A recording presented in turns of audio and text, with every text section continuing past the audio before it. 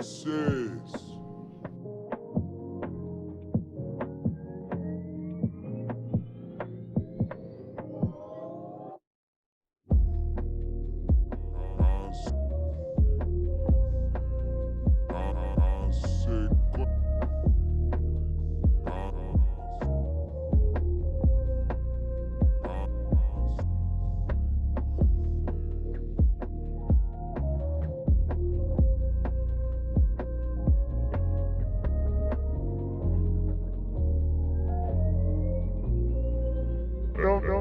Don't be creepy.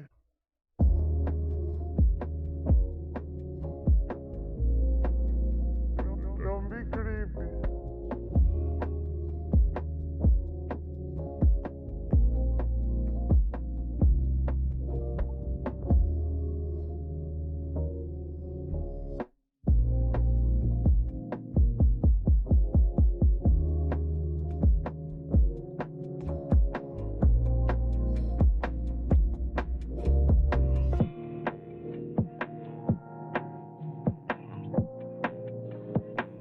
Consequences.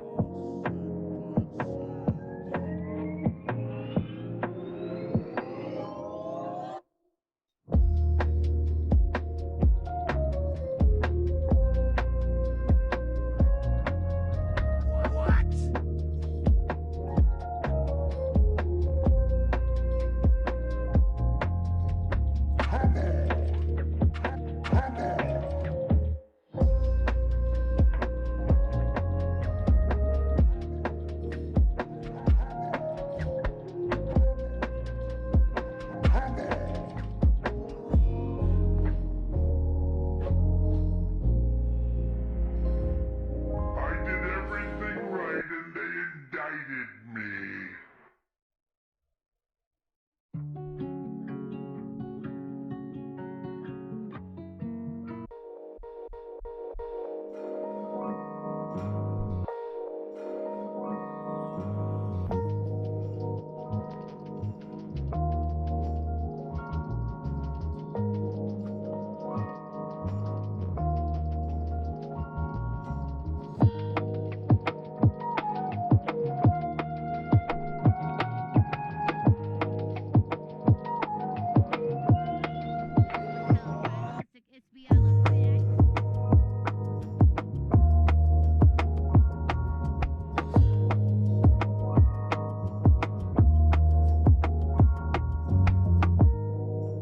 China?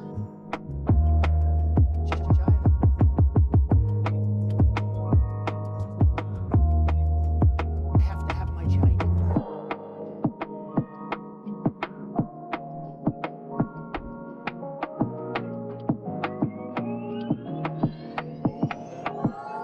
Cacao?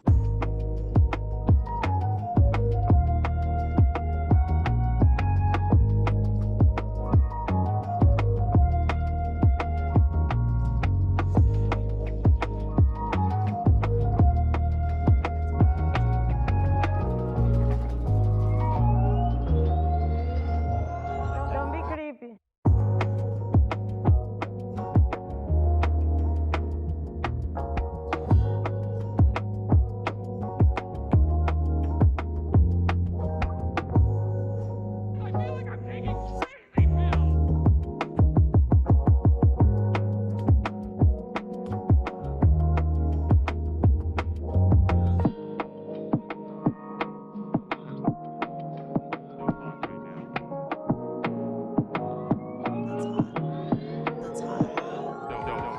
So hot right now.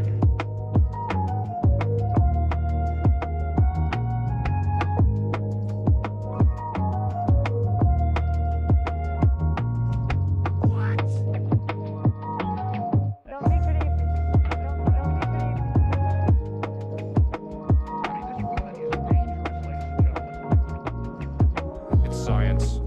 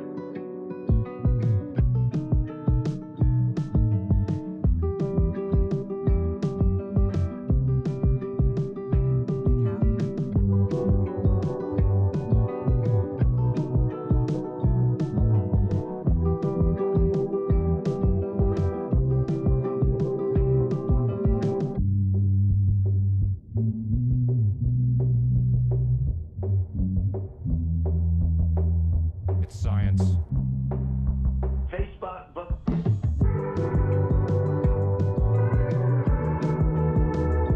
Sugar books. Illegal. Illegal. Sugar books. Illegal. Illegal. Illegal.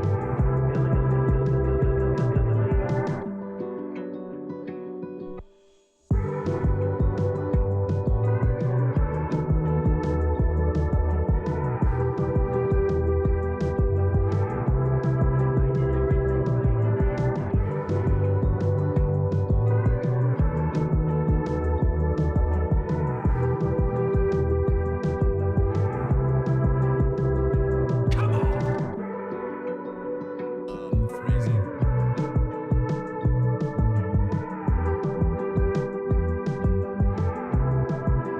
I don't want reality. Jesus, I say that. Jesus, I say that. Jesus, I say that.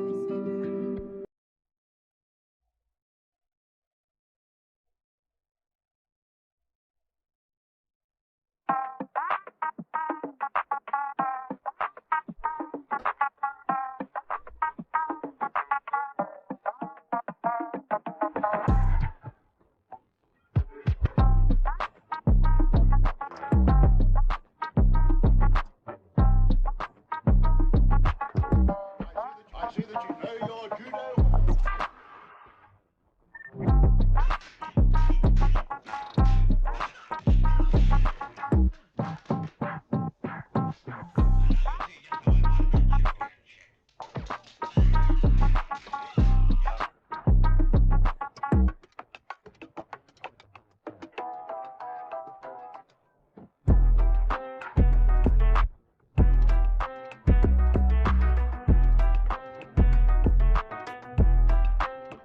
It's a great day.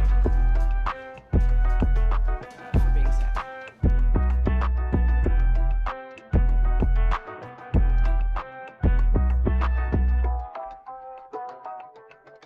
And that's a magic number.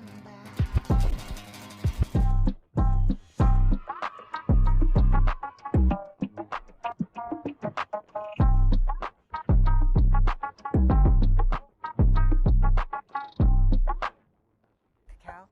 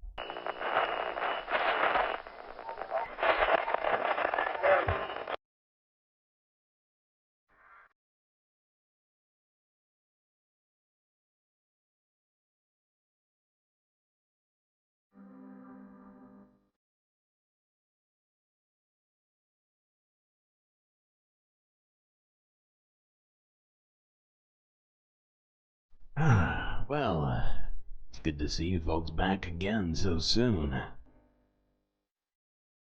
Well, got a lot to talk about tonight, and I am barely prepared, so I'm gonna need all of you to be able to get through this journey. Buckle up, space fans. It's time for an adventure.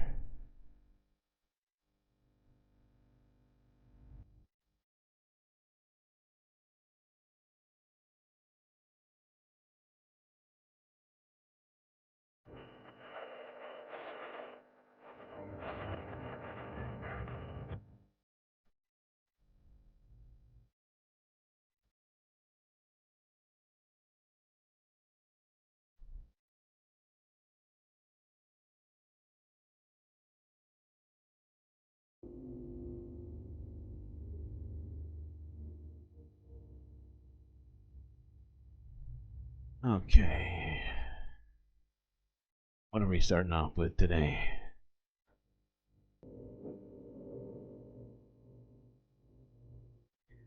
Thanks to the White House Correspondents' Dinner, I'm woefully unprepared today. We've got a lot to look at, so let's get right to it.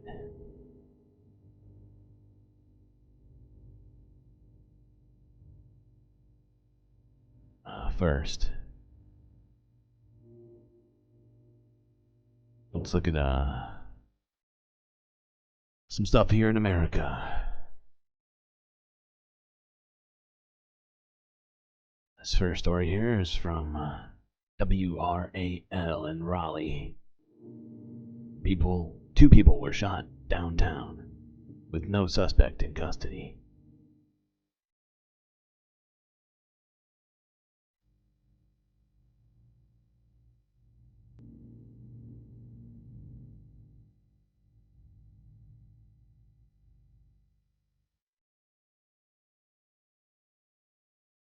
And breaking now at 10 o'clock, 2 people are in the hospital tonight after being shot in downtown Raleigh. Thanks for joining us. I'm Lena Tillett. And I'm Gerald Owens. I want to take a look at this scene. This is a few hours ago. This is Hayward.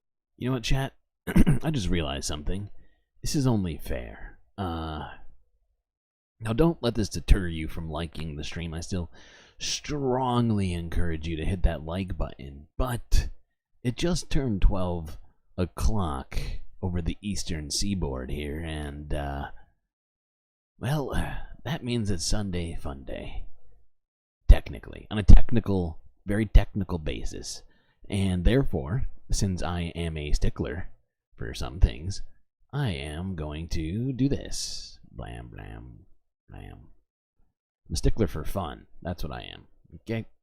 There we go. This is happening. It's Sunday Fun Day. You deserve fun. And for fun, we need support.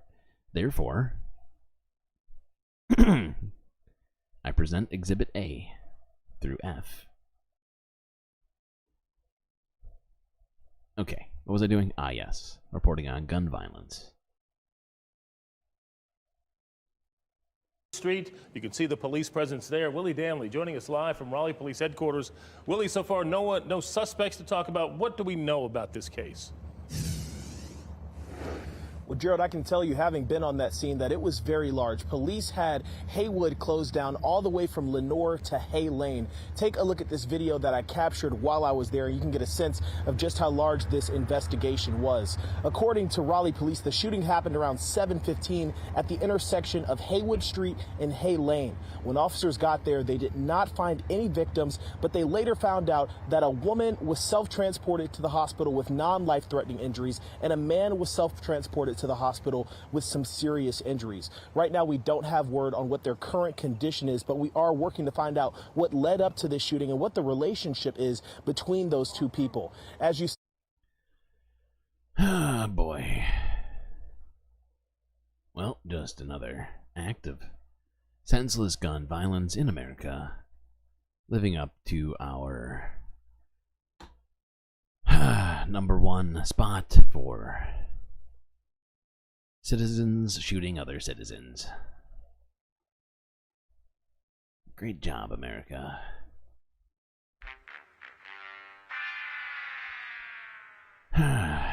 Thankfully, sounds like they're not dead. So, unless I misheard what he said, that is a small positive aspect of that.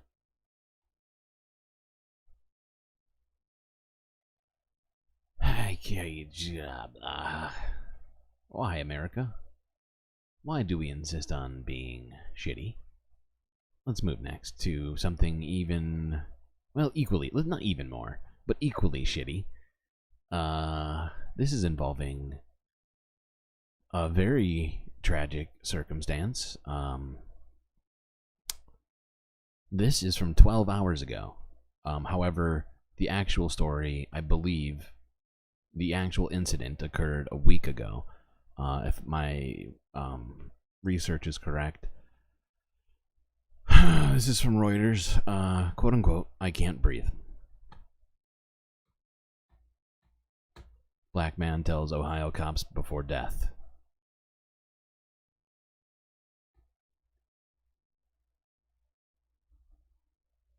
Well, brace yourself. This is gonna be rough to watch.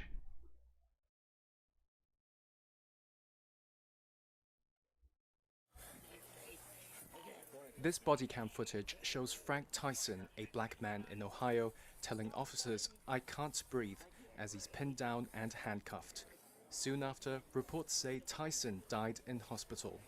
Viewers may find this footage disturbing.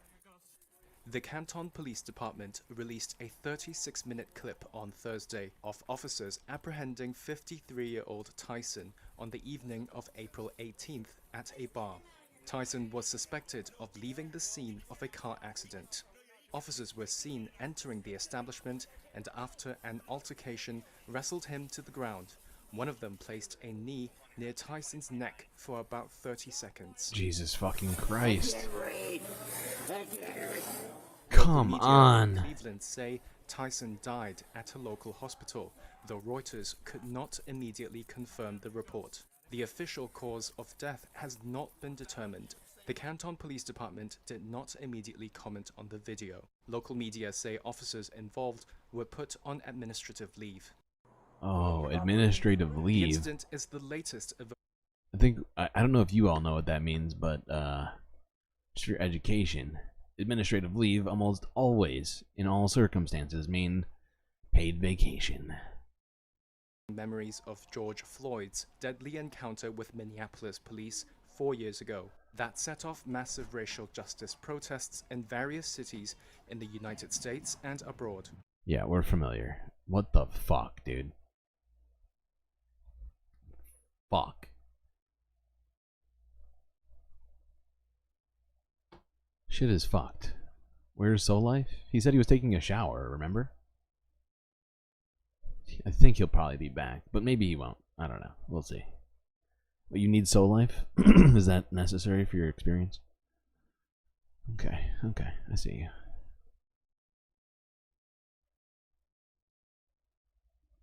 Alright,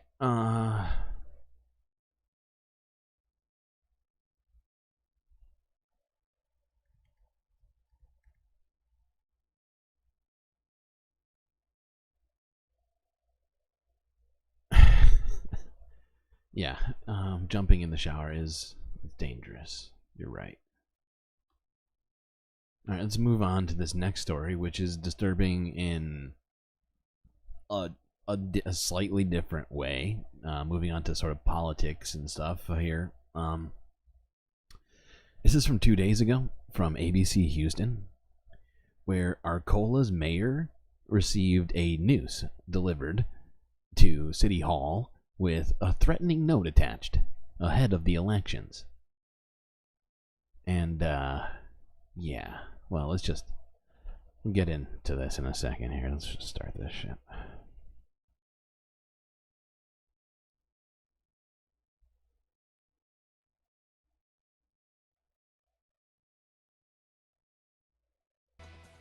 A noose delivery to an Arcola City Hall has leaders there on high alert. We start with that tonight. Yes, the threatening package containing a noose was sent directly to the mayor there, who is running for re-election in next week's election. Arcola is a small city in Fort Bend County with about 3,500 people. ABC 13's Daniela Hurtado is live there now outside of city offices with what we know at this hour. Daniela? Gina, Eric, people out here are scratching their heads, asking themselves, aren't we in 2024? Both the mayor and the chief of police tell us that they find this very, very troubling. I pull out a note. It said, get out of this race now. A threatening political package with a pervasive punch. It's a slap, especially on a black man's face. This shit is completely fucked. And see something like that. I think that I thought we was better than that as a society. Arcola Mayor Fred Burden is running for a 4th term in next week's Arcola mayoral election. He says this campaign season has been tough as the trail heats up. This one has been become the most, I guess, if you will, nasty.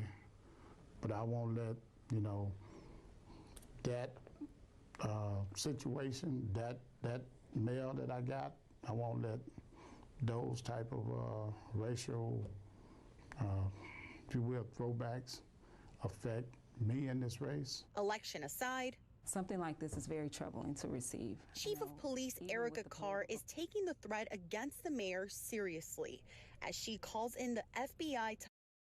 This shit is completely fucked. And it's only April right now. The actual election is 6 months away.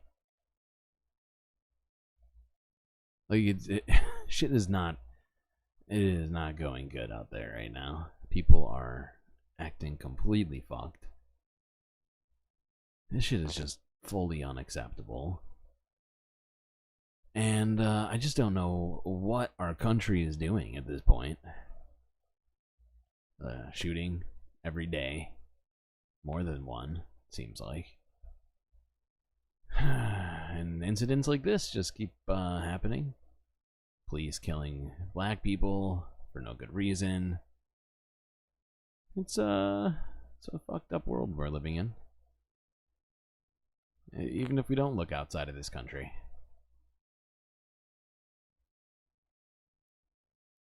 Help investigate who did this. Very disturbing that in 2024 we are still at this point of receiving this type of mail or someone doing this type of crime. The chief of police confirms with us this afternoon they have also now increased security measures for the mayor because of this threat. So if you have any information about this situation, you're asked to call the Arcola Police Department. Reporting. Okay. Now, Arcola is a super small place, so I really couldn't get like any information on this guy. It's like the population's like 2,200 people, but apparently someone felt that they had enough information about him to send him a note and a noose. It's pretty twisted.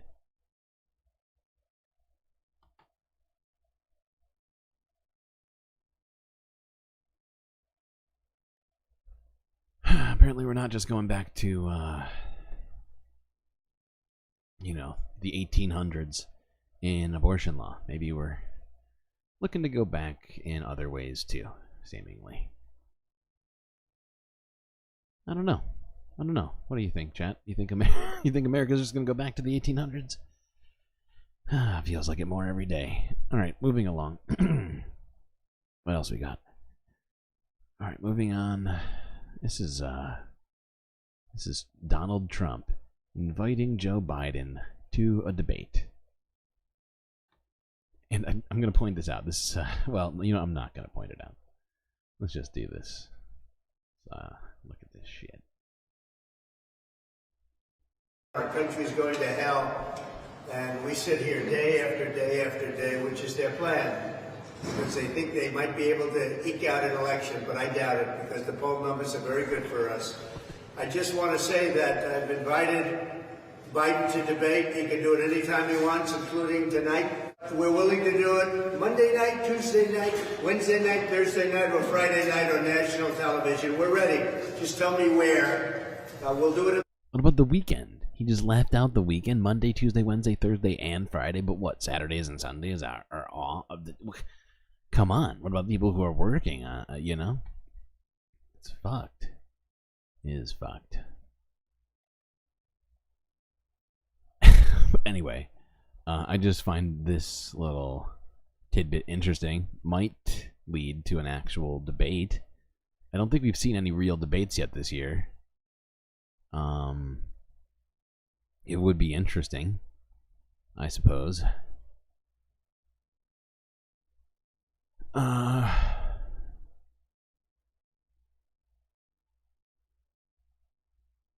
Alright, before let's move on to a couple of business related stories and or what do you call it? like infrastructure related stories before we moved on to the tornadoes and other environmental news and things.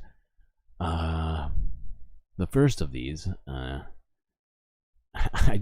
watched randomly and found quite interesting. This is a video showing the Tesla Cybertruck versus other cars on how, well, you'll see what it is.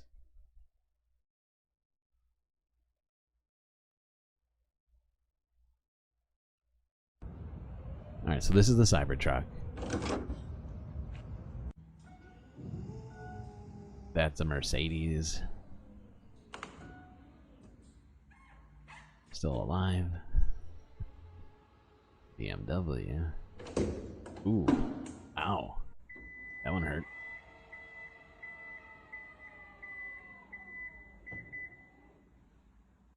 Toyota.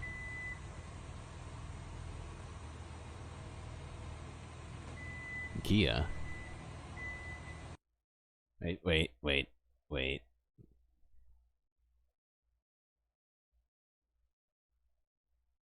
just want to watch it again. Because I felt like the second time I watched it, I was like, holy shit. Like, that shit looks fucking dangerous. Like, it's genuinely just gonna rip off part of your finger. Like, that sounded like it would hurt, but holy shit. Like, that first one genuinely looks fucked up. That one too, just a little bit.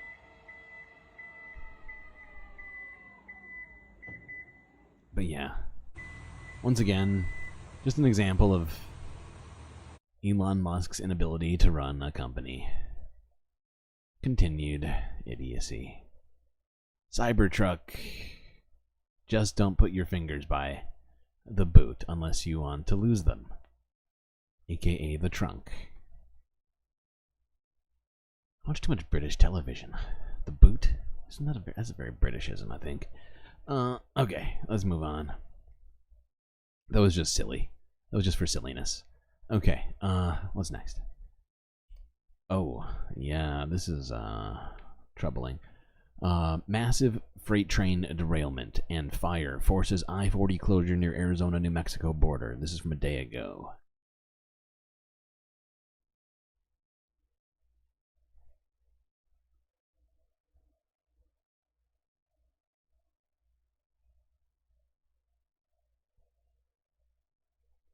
Jesus Christ.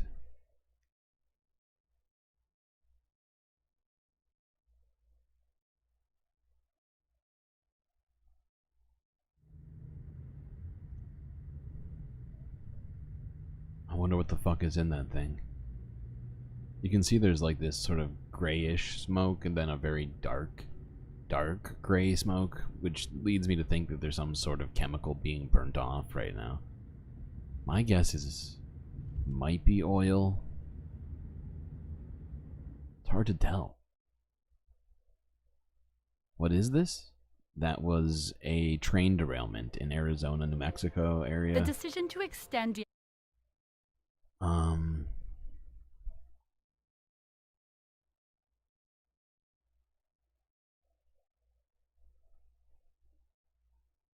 yeah.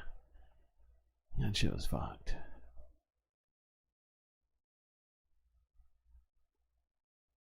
Just trying to keep everybody apprised of the stuff that's happening out there in the world.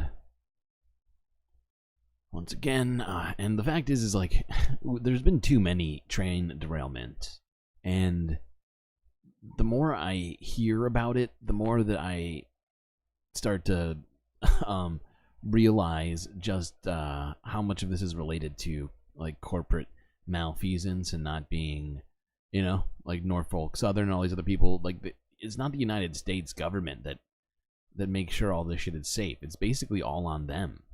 And the self-report system's gotta go. Okay, now let's move on to the tornado. Well, tornadoes, actually. Not one single one. Multiple tornadoes in multiple states. Dozens, actually. First, let's go back to yesterday. and look at some of this stuff that happened in Texas. This is from a day ago, where more than a dozen tornadoes touched down across Texas and Oklahoma.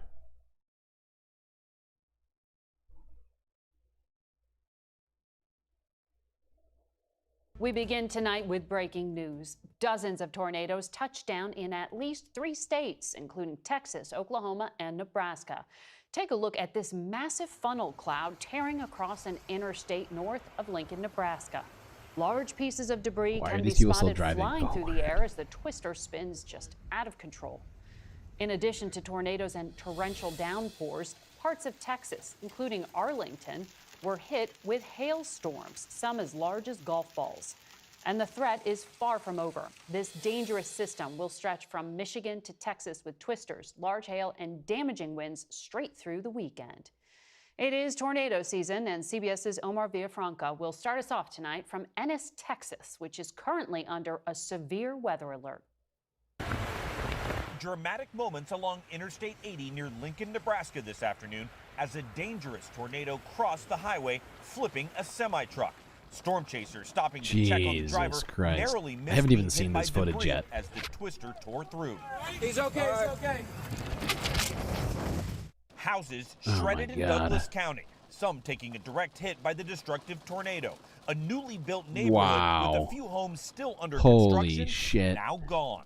This is the dangerous that's good for the housing that crisis. We are tracking right now here on the Weather Channel, a confirmed and large and destructive tornado. That is a tornado. Multiple tornadoes ripping through the state. That is a tornado in Lincoln, Nebraska.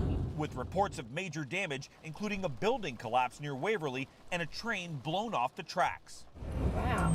The violent tornadoes also tearing through central Texas, like this massive one near Waco. The same storm pelting Arlington with hail and heavy rain. Here in Texas, first responders will be on standby all weekend because of the severe weather.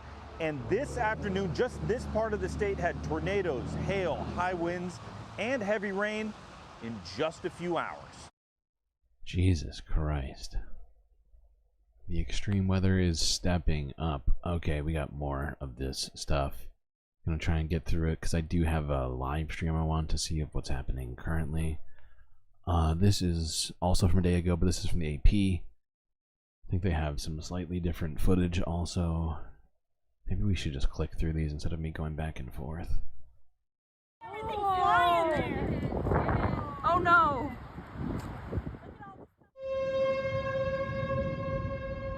Jesus, that thing is humongous.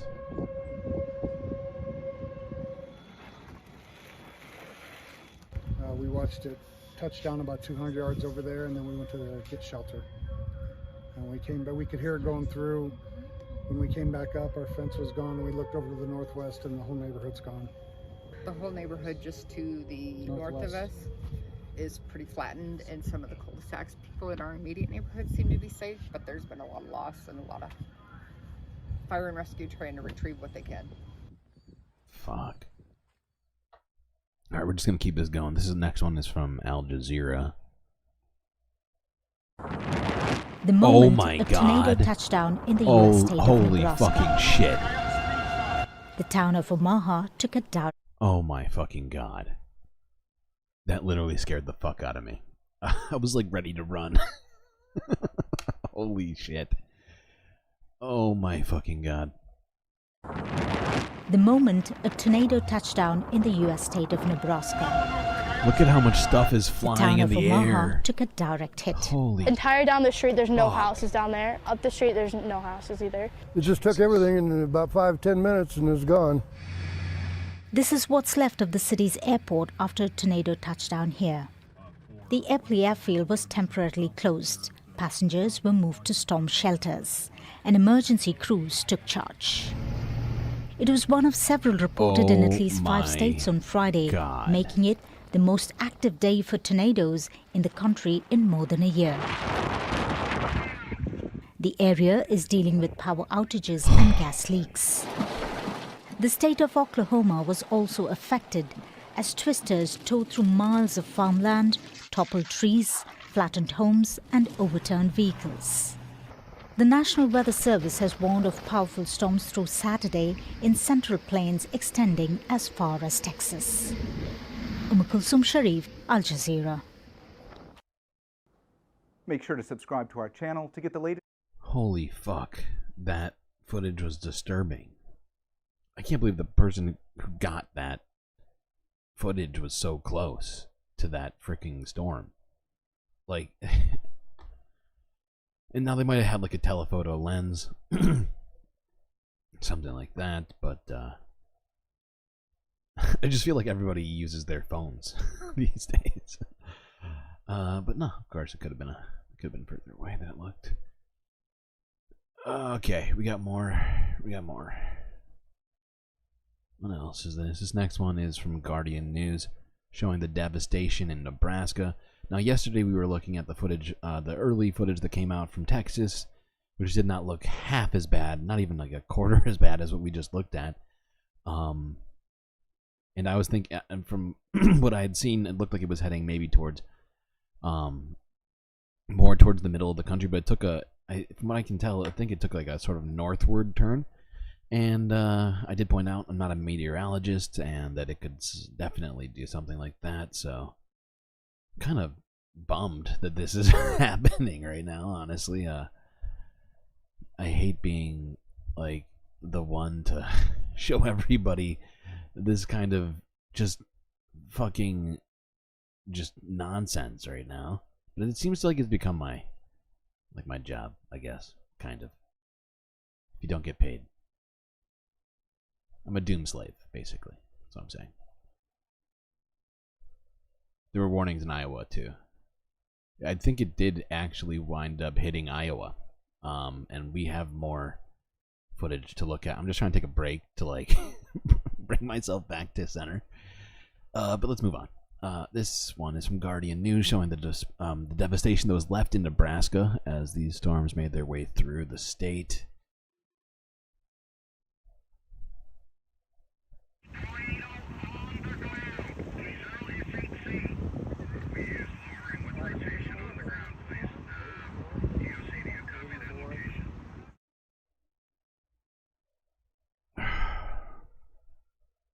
Wow. I think this must be drone footage. Yeah.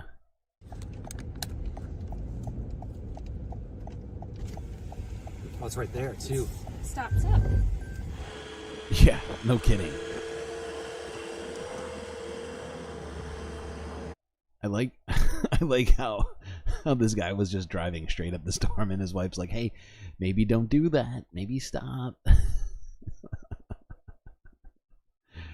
Oh God. Just amateur storm chaser over here.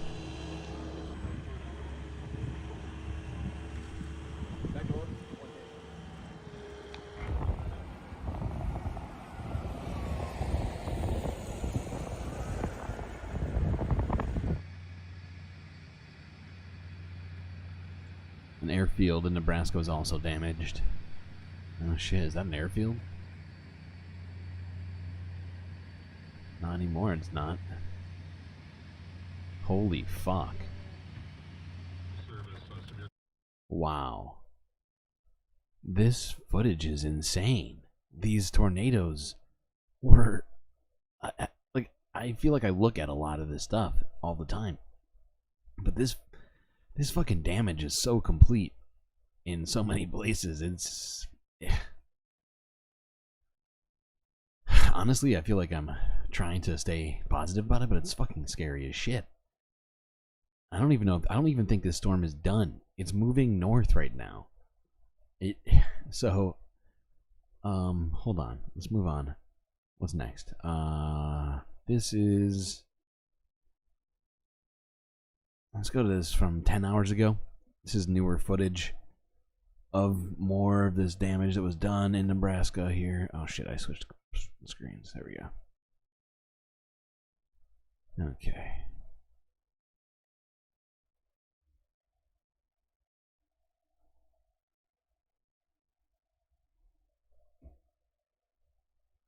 Wow, these houses are just gone.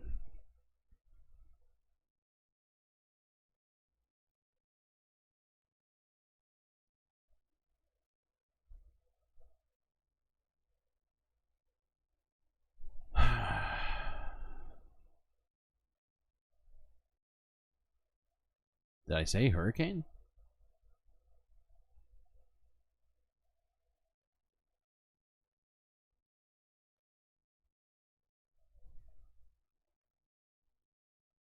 I'm sorry. Are you suggesting we blow up tornadoes?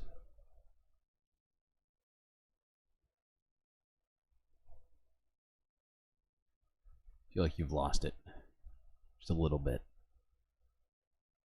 Okay, this is from 4 hours ago from NBC. We're getting close to present right now. Good evening. A weekend of already devastating weather may be about to get even worse. Residents in the Midwest bracing for a brutal second round after a massive tornado outbreak on Friday. Take a look at this video. A tornado tearing across a highway in Lincoln, Nebraska. And just as terrifying as seeing it, hearing it. Tornadoes tore through parts of Iowa and Nebraska, leaving massive damage in their wake. This is the view from above. Much of the neighborhood in Omaha totally leveled. And from the ground, you can see just how powerful they were. Only foundations stand where entire houses were just hours ago. All in all, as many as 80 possible tornadoes touched down on Friday. And the next wave has already begun. This is a twister on the ground in Oklahoma late today. As forecasters fear there may be even more tonight. We are covering it all tonight, and we begin with Jesse Kirsch in hard-hit Iowa. Violent twisters shooting debris into the sky. Violent tornado, guys! Violent! In all, dozens of tornado reports across multiple states since Friday. And tonight, one area after another has been reduced to rubble. I don't know where we go from here. In Iowa, the city of Minden was gutted. The house is gone, foundation's the only thing left. From the air, you can see block after block of devastation. Here in Minden, officials say this ravaged home is in the middle of a street. It's supposed to be yards away on this foundation. And you can see it is holy hardly fuck. the only building badly Get the damaged. fuck out. About 180 homes were impacted. About 40% are... It just moved that home like, what, 30 yards? On this foundation, Maybe and you not can see that it is much, hardly but the good only God. building badly damaged. About 180 homes were impacted. About 40% are probably destroyed. Eric Johnson lost part of his business. All the rest of this stuff can be rebuilt. I mean, you can't get a life back. The city's mayor says it's been decades since they saw damage like this. 1976. What, yeah. 50 years, huh? Oh, Jesus. That was the last time. Neighboring Nebraska also Fuck, hit it looks hard. like CGI. It's so This twister carried massive, it just doesn't across look an real. Interstate Friday, with This shit is drivers so still on the fucked up. road. This semi flipped on Holy its fuck. side. About 70 people were inside this building when officials say a tornado hit. The structure collapsed, but everyone was evacuated. And in Elkhorn, Nebraska, in this neighborhood, homes wiped off the map. This bedroom now open air with a mattress and dresser. Oh, that's still it's there. too soon. Too soon. Only one wall remains in this room, but items still sit on the shelves inside. Volunteers already stepping in to rebuild. We will come together. Yeah, this is what we do here. The devastation stretching all the way south to Texas. When I drove up, my stomach went down. And now I know how other people feel. And I feel bad for them too. And back here in Minden, Iowa, clearly still a good amount of cleanup. I hate to say this, but the way she put that just now made it sound like she did not care about people who got hit by tornadoes before she got hit by one herself, which is a little fucked up. But you know, she's probably just dealing with a lot, and I can understand that. It's funny how that goes, though.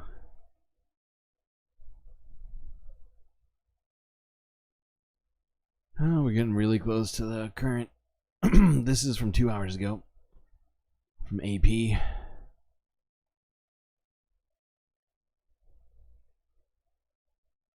Yeah. This is AP News Minute. Residents in Nebraska and Iowa began sifting through the rubble after tornadoes demolished homes and businesses on Friday. There have been several injuries, but no fatalities reported. Yemen's Houthi rebels claimed responsibility on Saturday for shooting down one of the U.S. military's Reaper drones. Oh my god, what are you doing, AP? You debated me with one of your news minutes again? How dare you? Trying to get multiple stories in on me? One story per video, please. Thank you very much. Moving along. Is this the next? Yeah, alright. I don't know if he's still live, but I just want to see what this guy's doing right now. So, I know some people on my channel are already familiar with this dude. This is Ryan Hall, y'all, who is a weather YouTuber, who is doing live coverage of the tornadoes. I figured we'd see if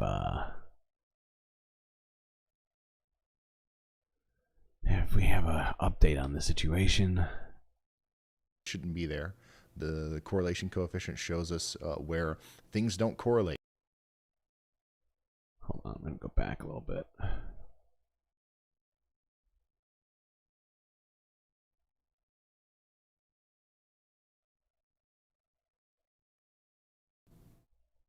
Three tornado warnings, almost 20 severe thunderstorm warnings. Oh, no shit. Okay.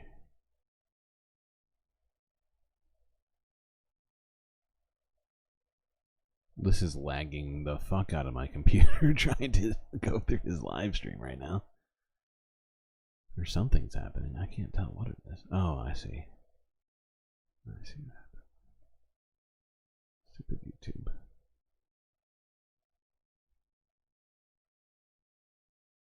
I just want to find a spot in this stream where it shows him. I'm pretty sure he'll have like some kind of prediction on what's happening with these tornadoes.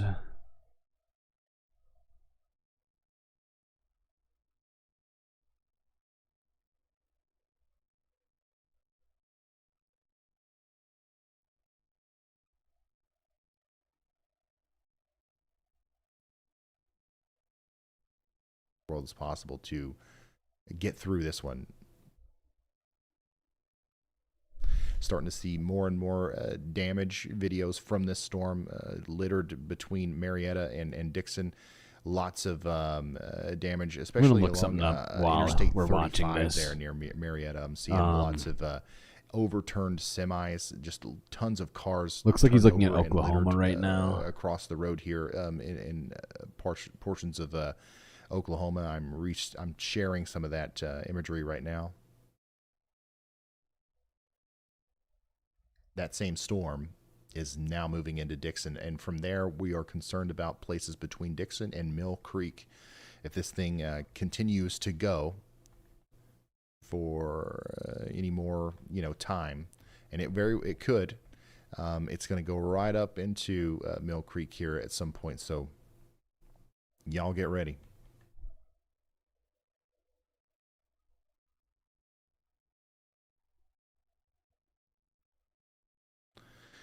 More information out of Sulphur.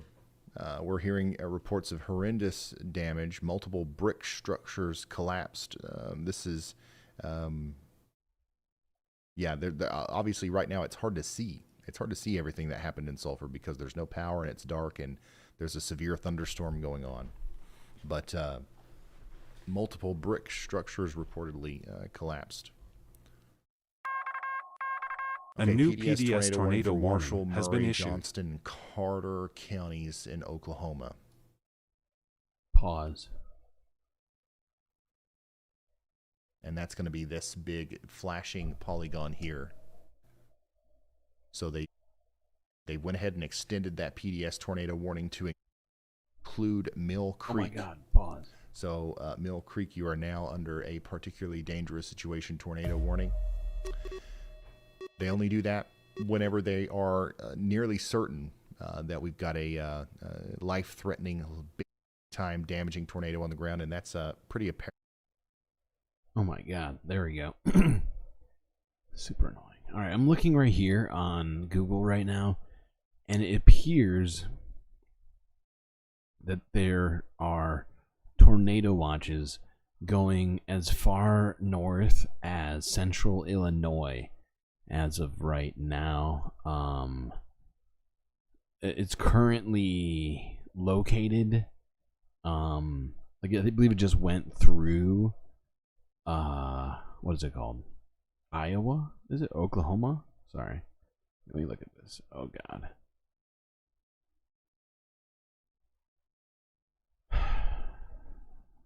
But the center of the current tornado watch is around Kansas City. It's in between Kansas City and St. Louis. Okay.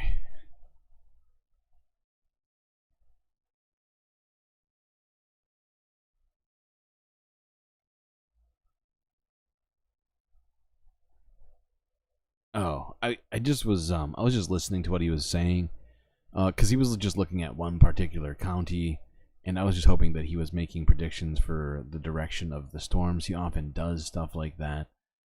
I couldn't see it. Like, I was trying to track through it and I couldn't figure it out. Yeah, that's right. Trump wanted to nuke a hurricane. It's a ridiculous idea. It's a ridiculous idea.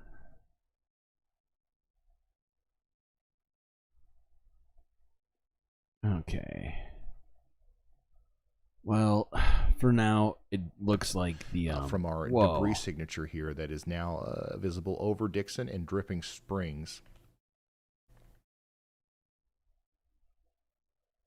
Next in line, we've got areas. Why the fuck? Between Gene Autry and Mill Creek. Okay, I don't think this will turn back towards Gene Autry completely, but we do. It's important to note that there is a little bit of a backward. Just gonna move on from that video because it's totally fucking with my shit.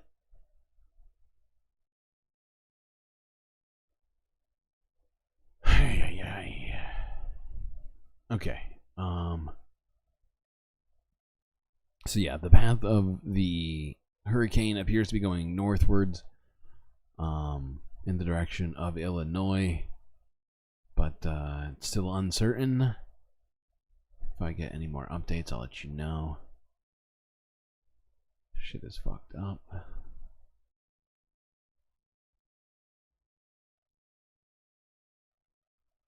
Oh, we gotta do something about climate change. Alright, what's next? Okay. I honestly don't even know what this video is about. I didn't even get to watch it because I was too busy trying to get that stream working earlier with the White House Correspondents' Dinner. But this is a video that looked interesting to me. This is from CBS from 13 hours ago, entitled Inside America's Mass Timber Movement. This morning, we are taking a look at mass timber. It's the name for wood used to construct larger and larger buildings, even high-rises and airports. Yes, high-rise buildings made not of steel or concrete, but wood. Can something like that possibly be safe? Can it be sustainable long-term? It's a fascinating subject. So to explore, we went to the center of America's mass timber movement, Oregon. Wow. Whoa. Jeez. That is a lot of wood. Walking into Portland, Oregon's new airport. Pretty wild. Is like seeing a version of the future, firmly rooted in the past. 9 acres over us. Correct. All wood. All wood. Curtis Robenhold is the executive director of the Port of Portland, the man who's led a $2 billion project to build this airport. It's pretty exciting, and you can start to see it all coming together now. The dream is to make this more than just a place to take off or land. You want people to come here just to hang out. Would not hurt. The idea of the space in front of us here is sort of auditorium seating where you have more of a community space. And how that's used, we'll have to see how that plays out. But it's to be more of a community space rather than a transactional space. All of this is possible because of mass timber, which is not all that different than the kind of wood you find at the store, except it's been bonded and pressed into huge pieces, used as walls and floors that can be installed all at once, which for one dramatically speeds up construction time. What is this? This is cross-laminated timber. Like if you went in the Lowe's or Home Depot, you see all the 2x6s. This is just a whole bunch of 2x6s glued together. Is this the future? Absolutely. Chris Evans is the president of TimberLab, one of the firms pioneering the technology. TimberLab manufactured the airport's roof. Mass timber is increasingly being used in museums, community centers, office buildings, even this 25-story condo in Milwaukee. When you mention this to people, they're like, why would you build a skyscraper of wood or an apartment building? Yeah. It's going to burn down. Yeah, that's the first reaction. And honestly, the first, 8 years ago when I was first introduced to it on an office building, that was my first reaction. Once you really start to understand what it is, and you don't just think of it as wood, you think of it as a highly sophisticated structural system that has this natural fire resistive quality to it, then you start to see that, oh man, this is a game changer. TimberLab says today's treated mass timber can be as strong as steel and more fire resistant. To prove it, they do testing like this. Never mind the aesthetic advantage. If we think about the workplace. Wait, did they just tell me that wood is more fire resistant than steel? The fuck? Sorry, chat. Like I said, I didn't watch this whole video before we watched it together here. And more fire resistant. To prove it, they do testing like this. Never mind the aesthetic advantage. If we think about the workplace, nobody wants to go to work in a 9-foot acoustic tile ceiling with a bunch of cubicles and everything, some version of white or tan out there, right? That's we want beauty. Yeah, there's movies based on that type of work environment. Damn, it feels good to be a gangster. You're gonna start quoting Office Space? No, I won't. When done right, advocates say mass timber can be a win-win long-term for everyone. You can actually look up on the roof and you can identify where each of these pieces came from. It's a system called... Now, 9 acres of forest to make this airport, it sounds like a fucking ton. And the fact is, I don't have the data in front of me to be able to make the assessment if it, like the like what the net carbon is from that versus what it would be to have built it out of regularly like concrete and steel. So, I don't know enough about it to be able to say for sure one way or the other if this is a good idea on like an environmental basis. So just gonna point that out. Track and trace, and the folks who did it, honestly, it's the first time it's been done. It's really astonishing. I think it's something we're going to see in the future around wood and increasing use of wood. It has to be more expensive that way. We thought it was going to be a lot more expensive, and I would say it was marginally more expensive, but really it's worth it. Some critics wonder whether right now it is worth it. They say too many mass timber projects today are a form of greenwashing, often relying on irresponsible harvesting methods.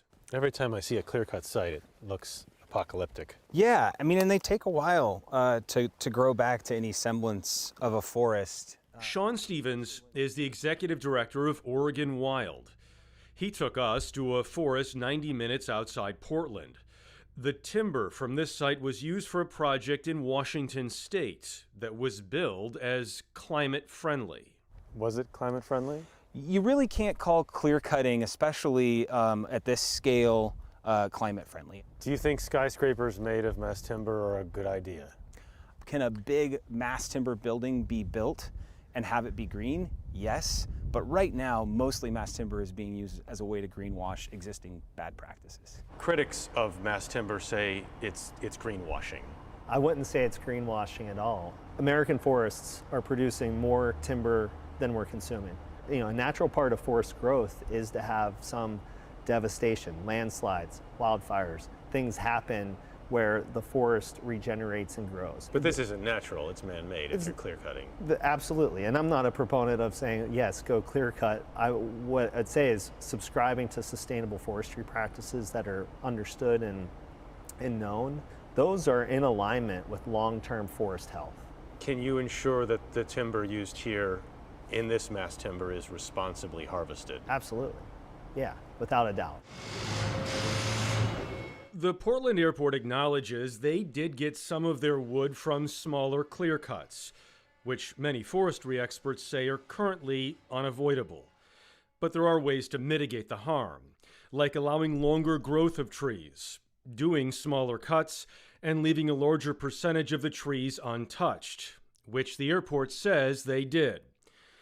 As new, beautiful mass timber structures push higher every day, builders are being pushed to source them the right way. You think this is going to be a big deal in every state?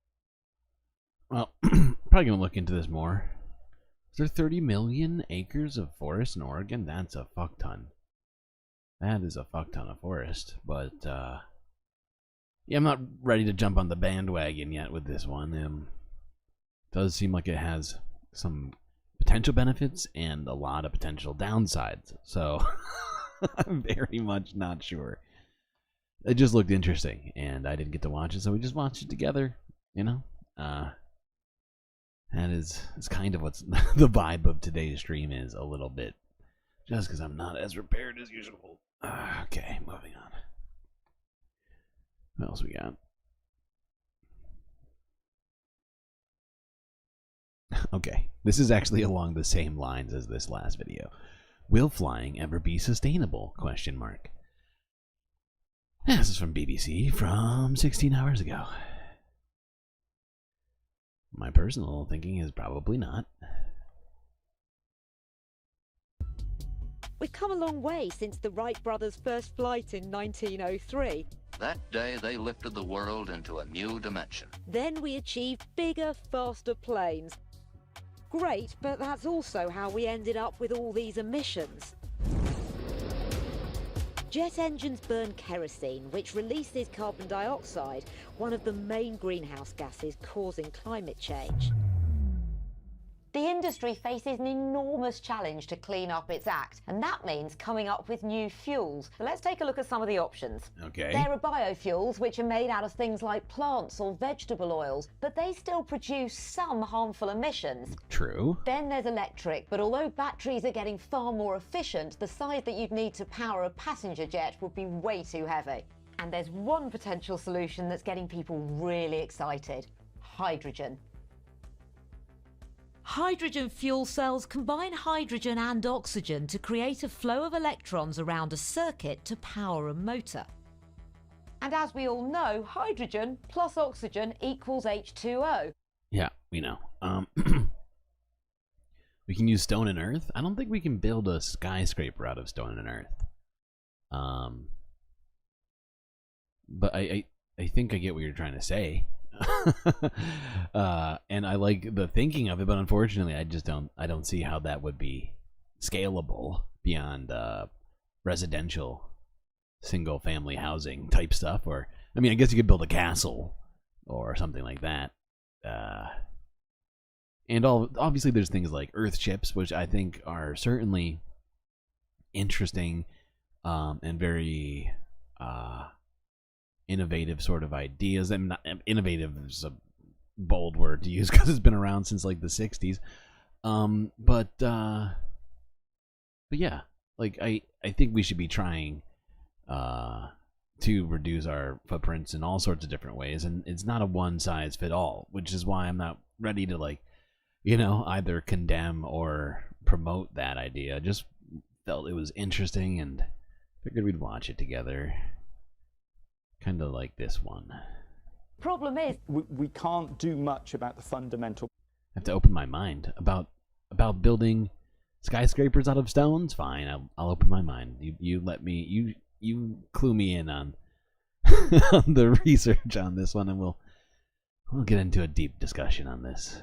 Properties of hydrogen. Volumetrically, we need to compress it to get sort of in the ballpark of not quite a third of the efficiency of fuels that we use.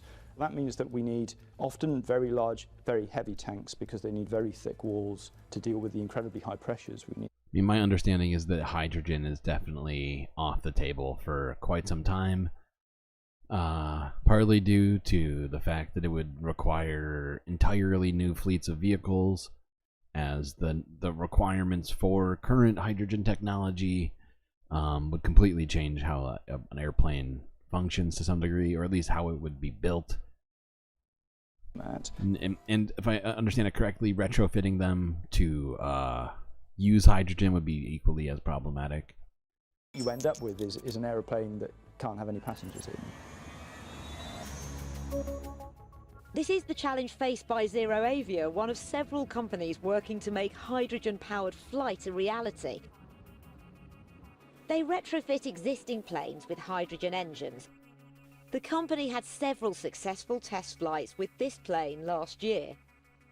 In the original frame, we would be able to fly about 19 passengers. It looks like a lot of kit in there. How would you fit it? What are you saying?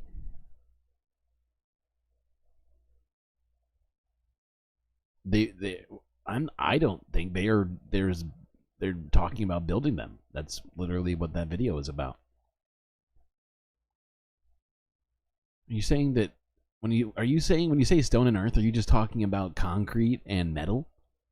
Because that's somewhat it's a misleading way to put that. 19 people. Yeah, so in the retrofitted configuration, it will be about a dozen people.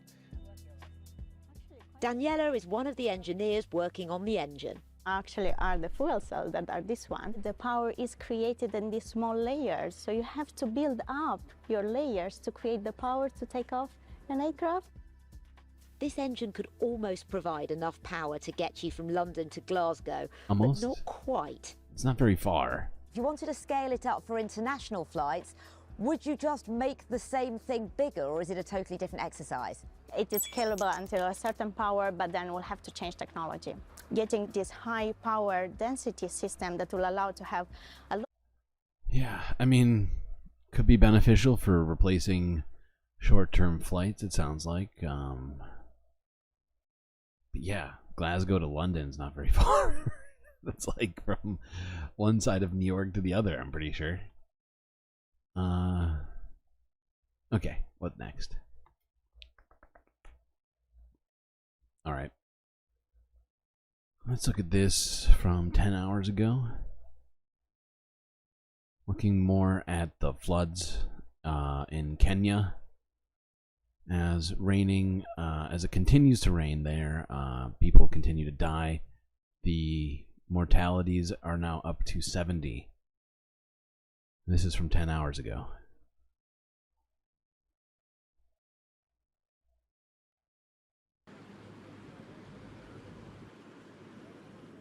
Hivi hapa tunaposimama tunangojea maji yapungue kiasi ndio tuweze Here we can check.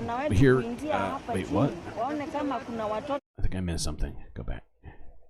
Wait, what? Maybe not. Hivi hapa We are just waiting for the water to subside so that the young men here can check for bodies that might have been stuck.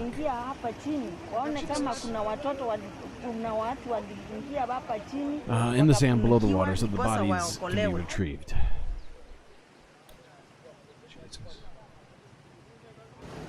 Karibu 20 waliweza kuzombwa na maji. Almost 20 people were swept away by the floods into the river. Wakaokolewa. Hadi saa hii 11 people were saved. tumepata kuweza kutoa lori yenyewe. This morning we were able to pull out the lorry.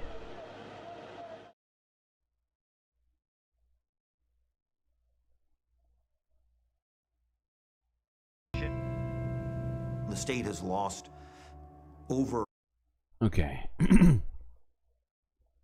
You want an airship?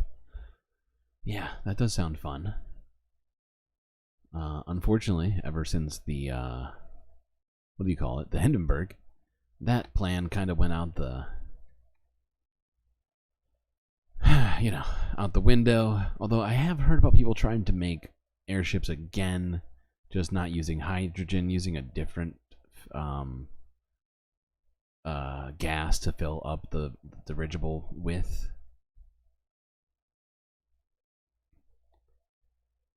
Okay, let's watch some more of this documentary from Al Jazeera. They made this 5-part series, or they're working on making this 5-part series about the Earth and climate change. And we didn't watch all of this one before. In fact, we only watched like a few minutes of it. So let's watch a little bit more of this.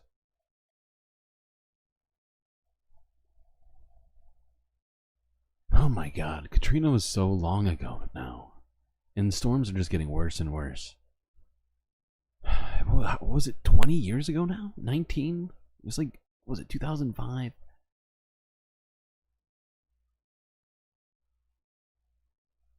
Okay,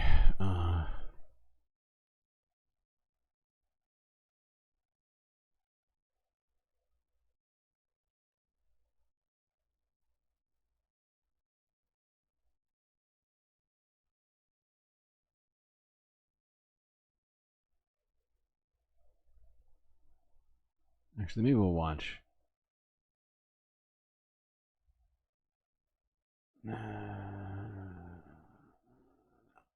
I have other stuff we gotta do.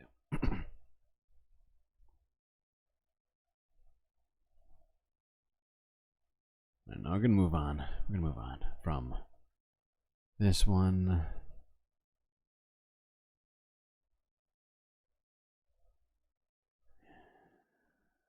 could have sworn there was another piece of this.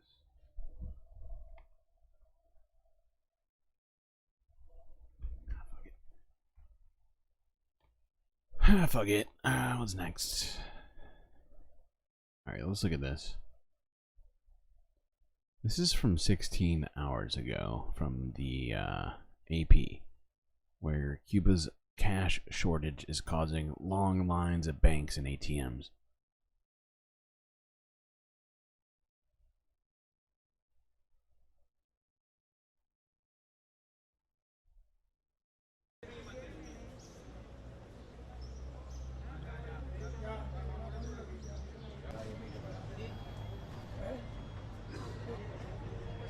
Now, if you're unaware of it, Cuba has been under what I believe is the world's longest trade embargo and sanctions. Or maybe not. No, it might be. You've tried to withdraw money at the ATM 3 times.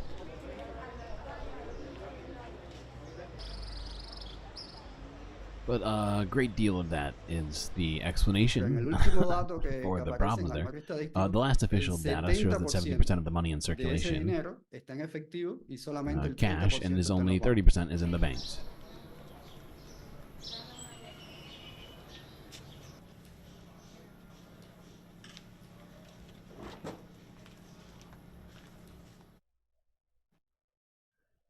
Yeah, good point. Socialism sucks so much that we have to, and it always fails. So we need to just help it along, like a lot,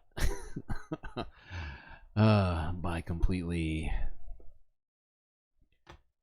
alienating countries that try, especially ones in the South, like the global South, if you will. Those are the worst kind.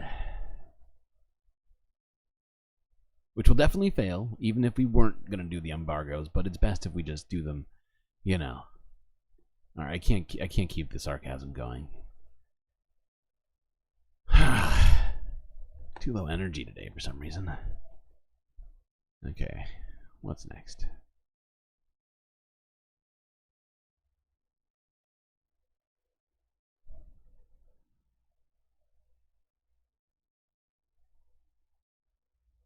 Hold on, I have to look something up.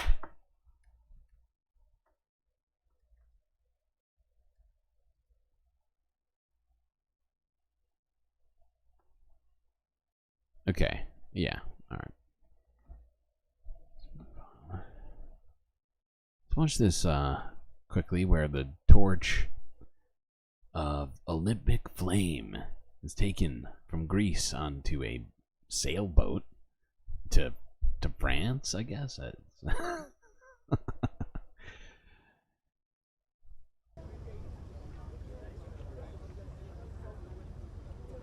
By the way, Israel is going to be competing in the Olympics.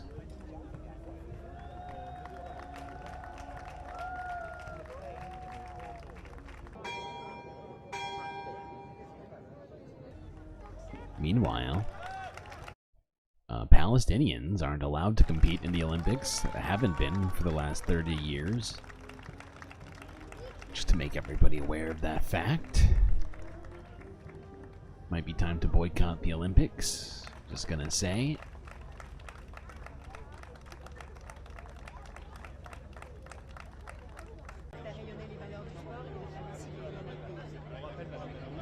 The Olympic flame is now in the hands of Paris 2024, and we have this responsibility to get it back to France, to Marseille. Okay. But yeah. It's another hypocrisy happening on an international stage.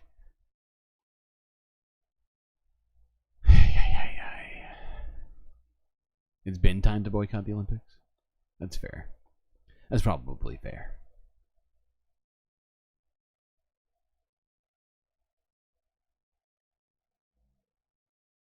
You didn't know that Palestine was excluded? 1996.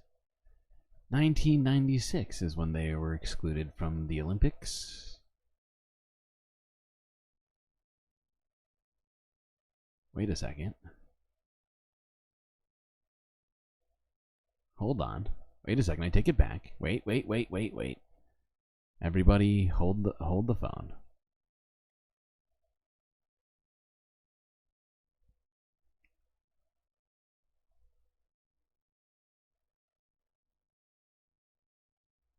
Okay, here on Wikipedia it's telling me that Palestine will have representatives at the Olympics this year. I'm confused. Why is there conflicting information on this? I thought that they were excluded from the Olympics in 1996.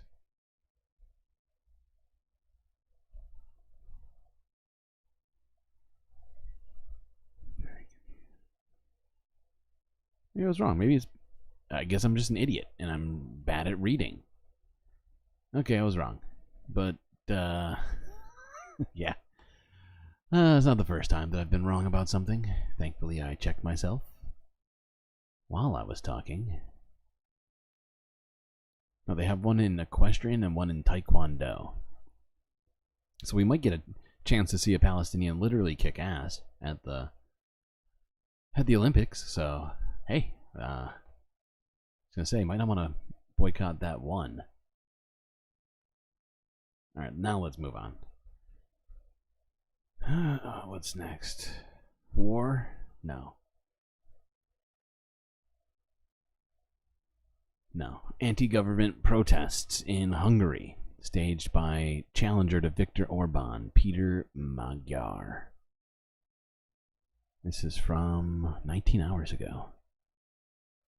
Oh, wait.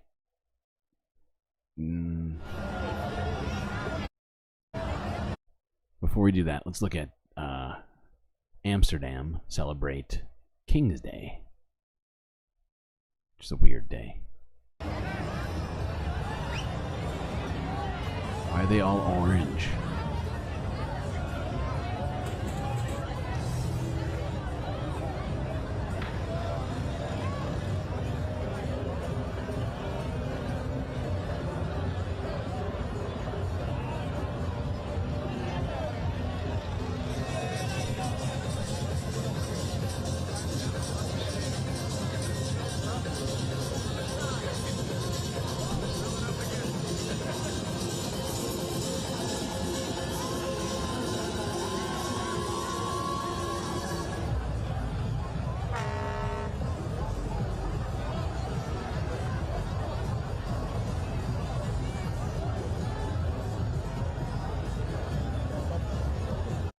It's a weird day where apparently people from Amsterdam just celebrate the birth of the original monarch And it's strange. It's a strange thing. All right, now on to Hungary.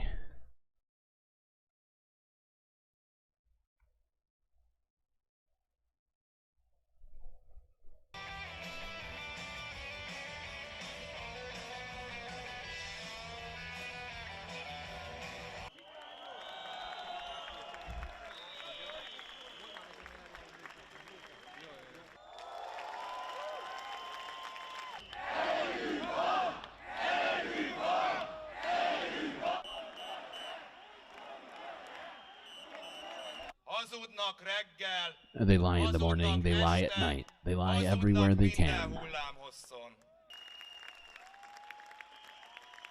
I think that the wish for success is the obvious reason why we are here today for a chance to change the government. And from then on, the reconstruction of the country in all areas would mean a real success.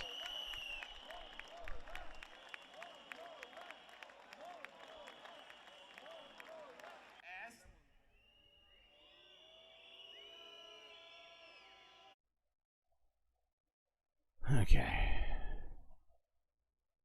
It would be nice to see some right-wing leaders in Europe get ousted. I don't have the most faith in it, but hey, it might happen. It might happen.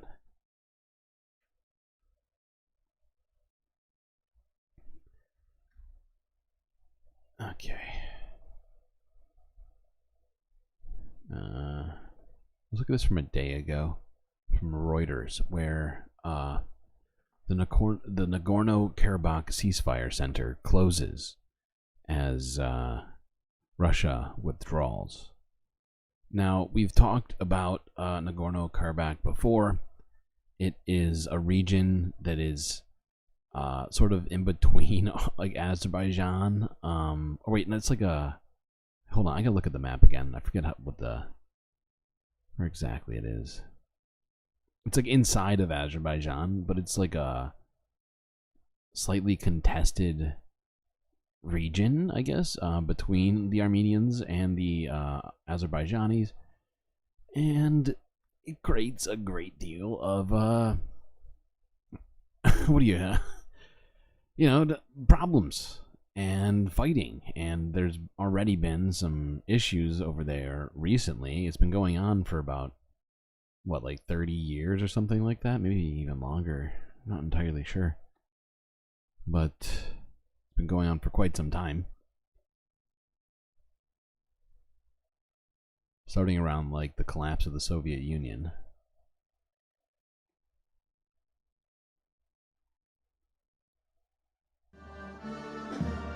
Russian and Turkish flags were lowered on Friday to mark the closure of a ceasefire monitoring centre in Nagorno-Karabakh. It signals the end of a multi-year deployment of Russian peacekeepers in the strategic South Caucasus region. Nearly 2,000 Russian peacekeeping troops were sent to the breakaway region in November 2020 under a Moscow-brokered deal that halted 6 weeks of fighting between Azerbaijani and ethnic Armenian forces. Despite the deployment, Azerbaijan retook Karabakh by force in September last year, triggering an exodus of at least 100,000 ethnic Armenians living there and the arrest of the area's ethnic Armenian leaders. That's right. Armenia's political leadership accused Moscow of failing to protect Armenian interests, a charge Russia rejected. The decision was there should not be enough ethnic cleansings for me to forget one entirely. But yeah, 100,000 ethnic Armenians were cleansed from this region earlier last year. Announced earlier this month and ends a deployment that was set to run until 2025. Peacekeepers from Russia and Turkey, as well as Azeri soldiers, gathered at the center near the ghost city of Agdam, in a part of Karabakh controlled by Baku since 2020. Sergei Istrakov, deputy chief of the General Staff of Russia's armed forces, expressed his gratitude for the friendship between the three countries. He said the primacy of international humanitarian law made it possible to complete the operation.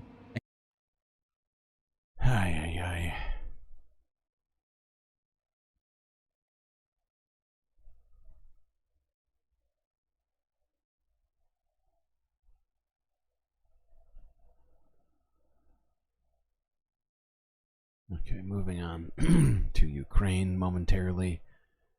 According to a U.S. official, ammunition is headed for Ukraine at a very rapid rate.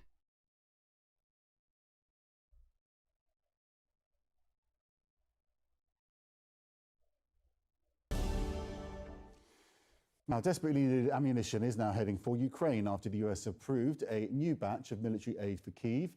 A senior US defense official says the ammunition has been pre-positioned in Europe and it's rapidly being shipped to Ukraine. In addition to that, Kyiv's allies will also look into the possibility of sending more Patriot air defense systems. The official says the topic will be discussed at Friday's virtual meeting of the Ukraine Contact Group. The group includes more than 50 countries which are supplying military aid to Kyiv. Sinez Melissa Bell is live for us in Paris with more. So it does feel as though there will be this gush of ammunition, at least, because they've already put it in place. That's right, that it's already begun. What the Pentagon are saying, Max, is that it is significant amounts of ammunition that are moving at a very fast pace, as you say, because part of those stockpiles were... Okay, that's all we needed from that. Just wanted us to be aware of what's happening. I still have not heard any discussion of peace talks or ceasefire talks, really, which is pretty disheartening considering just how much ammunition and money is being funneled to Ukraine right now. Not that I don't think they shouldn't be able to defend themselves and that we don't have an obligation to help them, but what that help entails at this point, I think should involve ceasefire and peace talks in general.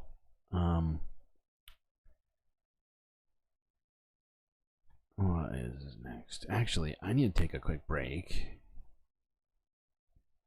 And I'll be right back. We're gonna, after that, gonna move on to the Middle East for the second half. There's a bunch of stuff here to look at. Yeah.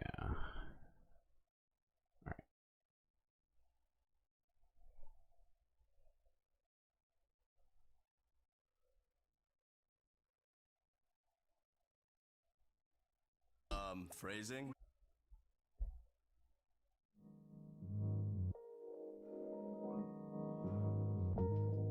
Alright, chat, I'll be right back. If you haven't already, hit that like button and do consider subscribing. If you'd like to find even more ways to support the stream, well, check me out on Patreon. For just a few dollars a month, you can be a producer of the Galactic News Network. Be right back, chat.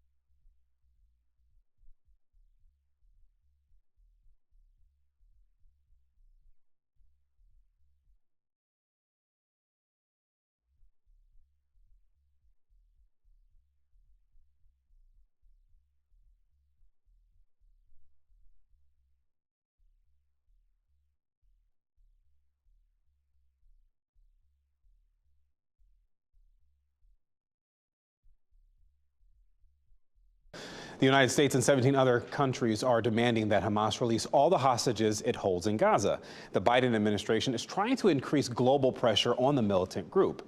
NBC's Ralph Sanchez has the latest from Tel Aviv. An Israeli official tells NBC News that a delegation of Egyptian mediators are here in Tel Aviv today, and they are carrying with them a proposal designed to jumpstart these long-stalled ceasefire negotiations.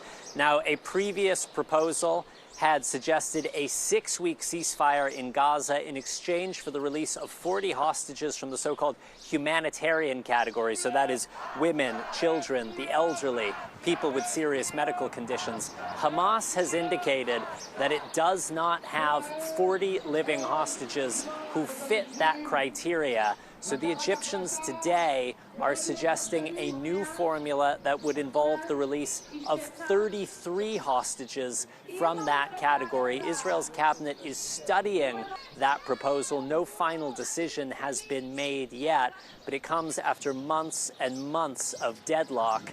Israel is continuing to threaten to move ahead with its ground offensive in the city of Rafah. We have seen intensive bombing there over the last week.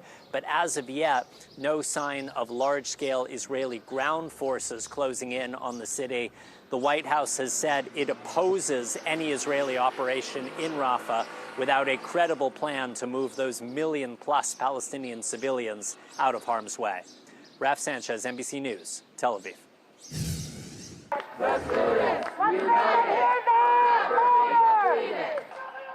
Palestinian protesters remain in place at dozens of college campuses across the nation, including at George Washington University in D.C.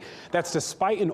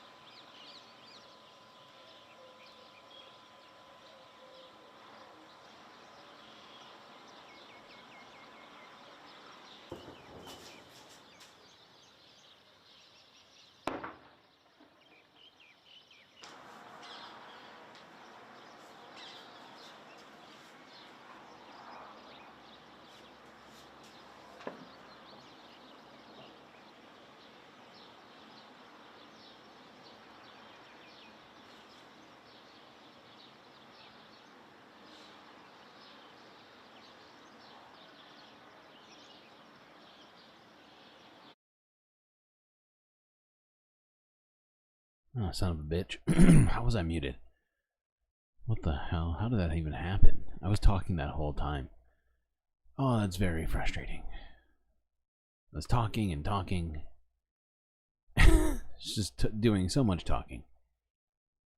Son of a bitch. That's on me. Yeah, I was speaking. I don't even remember what I was saying. I don't even know where I started. Oh, right. On Egypt, I was saying it seems like Egypt is doing more effort than America is on brokering a ceasefire deal right now. And that, what else was I saying? That we had known for days about the fact that Israel had been moving troops along the southern border. And that those reporters with, what was it? I don't remember what network that was, but those reporters seemed completely oblivious to the fact that that was happening, even though we've talked about it for days now. And yeah, so that was just an example of this from 18 hours ago. We were just looking at, since you couldn't hear me talking. Yeah, my little mask mouth was moving.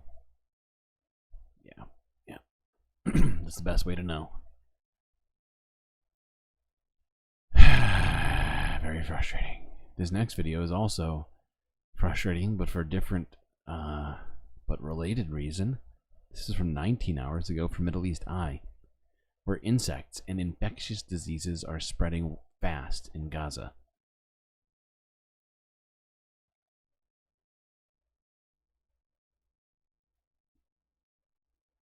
Had a very big disaster. I mean, as a citizen from Gaza, I went out to the sea because the weather was unbearable. The wind that comes on us is so hot.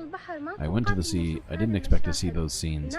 The people in tents. There was this place in Al-Mawasi and on the Egyptian border. All of them are by the sea. I was actually terrified. There were insects all over my clothes.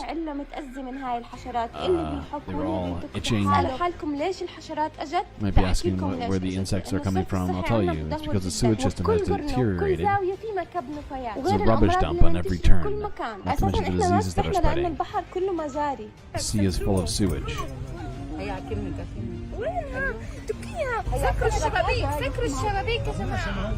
أتمنى إنه الحرب تخلص بأسرع وقت والناس ترجع على أماكنها حتى لو ما لقت بيوت وترتاح منها الهم. يعني تخيل جو كتير شوب الهواء سخن. The air is warm. Living in a tent, the sun beats down on it 24 hours a day. You got someone ill, you got a child, and then insects. This is horrifying.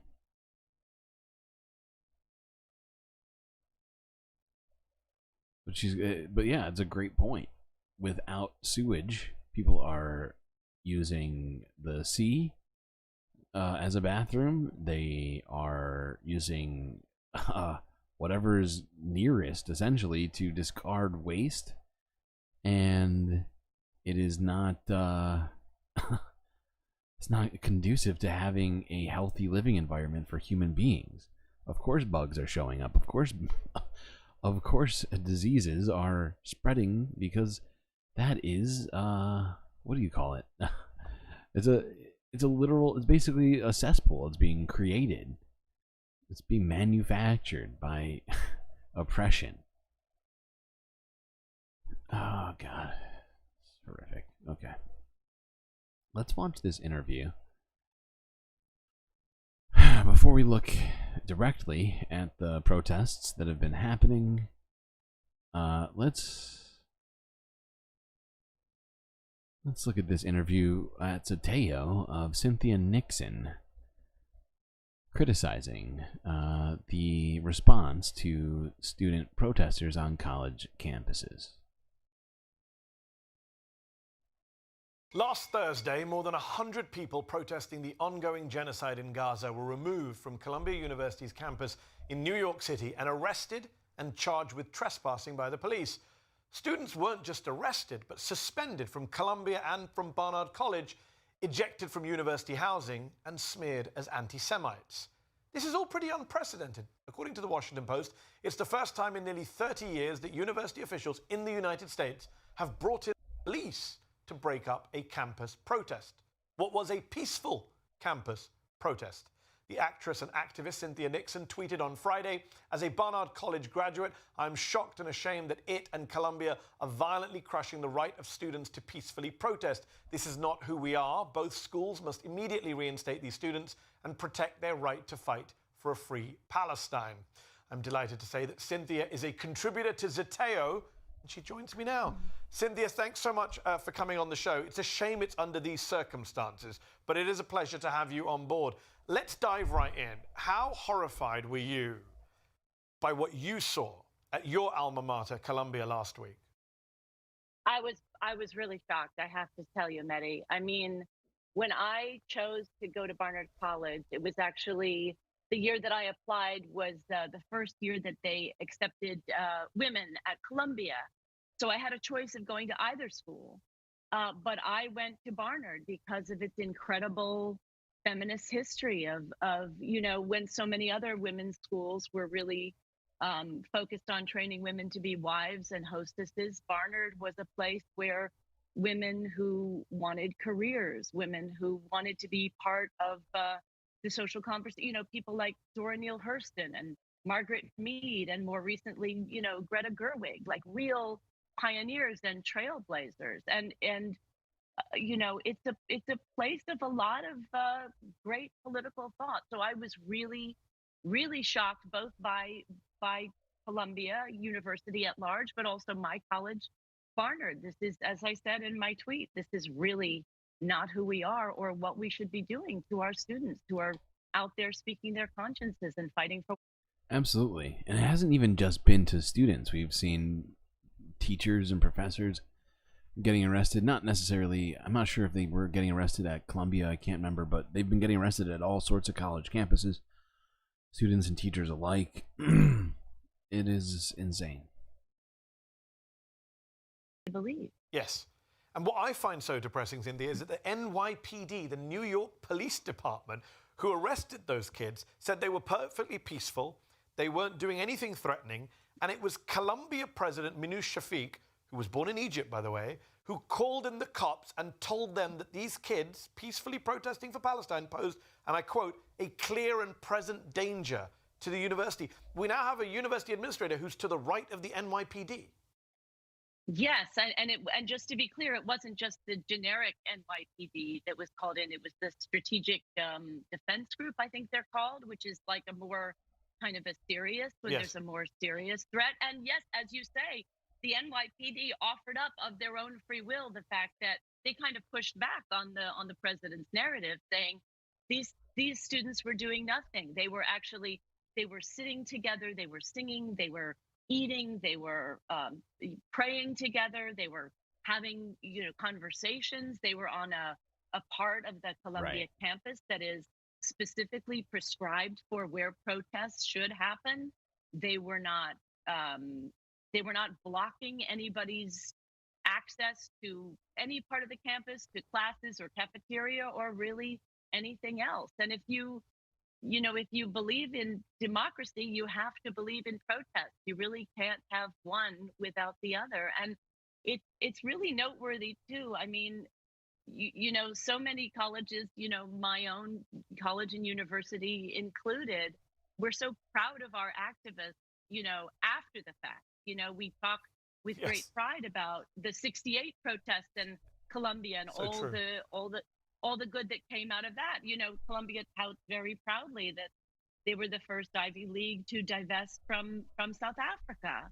But when these, peaceful protesters are doing their God-given right and ostensibly what their, universities are teaching them to do, are telling them that it's good. Or Why are we talking about Aaliyah and Mia in the chat right now? What's happening?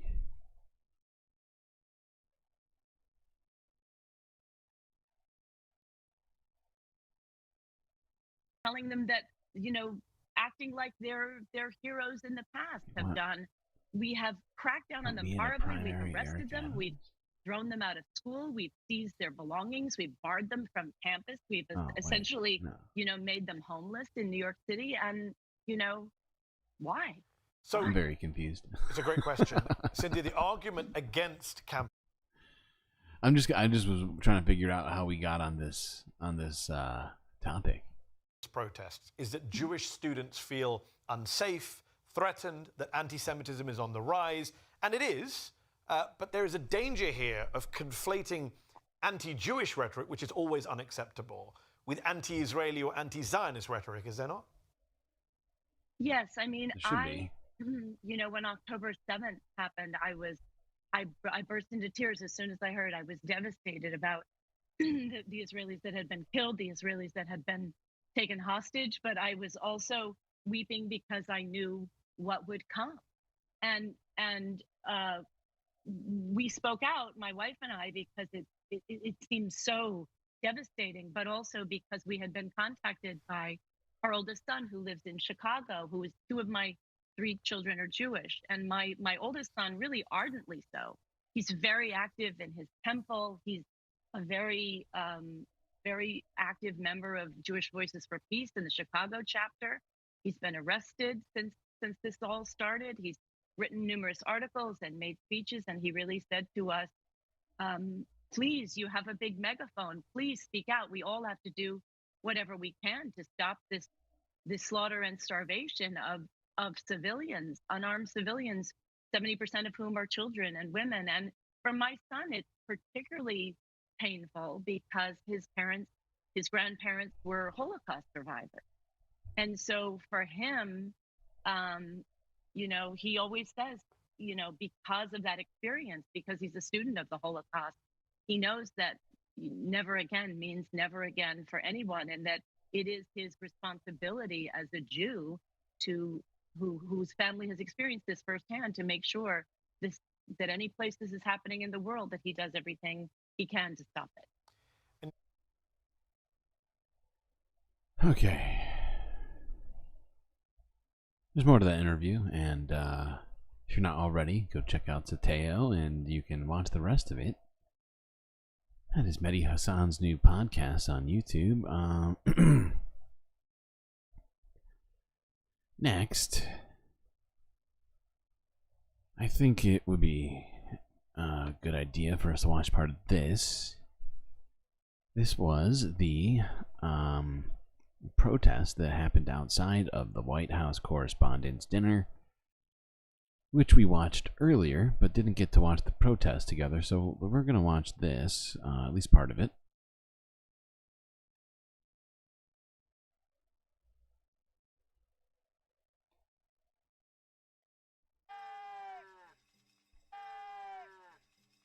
And we want to make sure that we are also here as the voices of the 2 million people in Gaza that are being forced to be starved.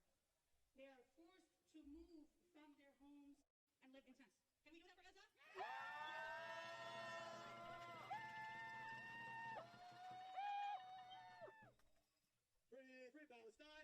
Free Palestine! Free Palestine! Free Palestine! Free Palestine! Free Palestine! It was really quiet. The audio is terrible.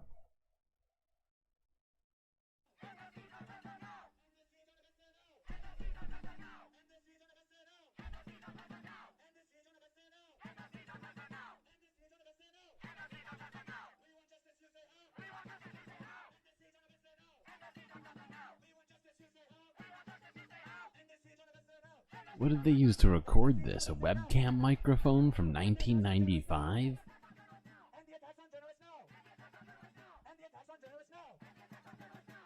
Free Palestine! Free Palestine! Free Palestine! Free Palestine!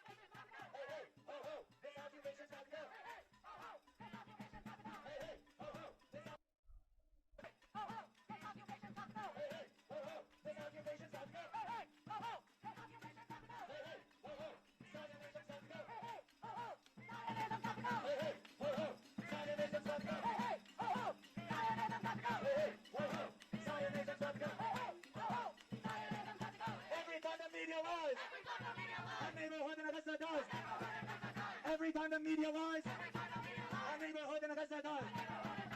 Every time CNN lies, our neighborhood in Gaza dies. Every time CNN lies, our neighborhood in Gaza dies.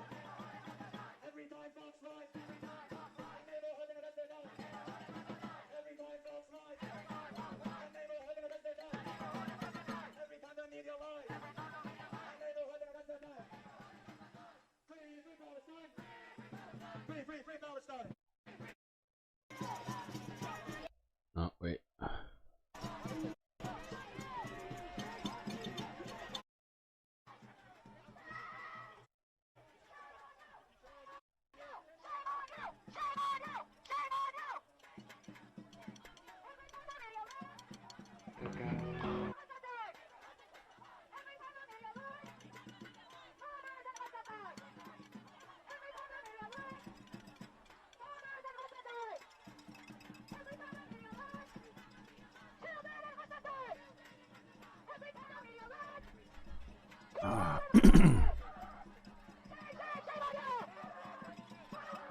Wow, whoever had this freaking camera sucks. Granted, it's a 2x, but jeez.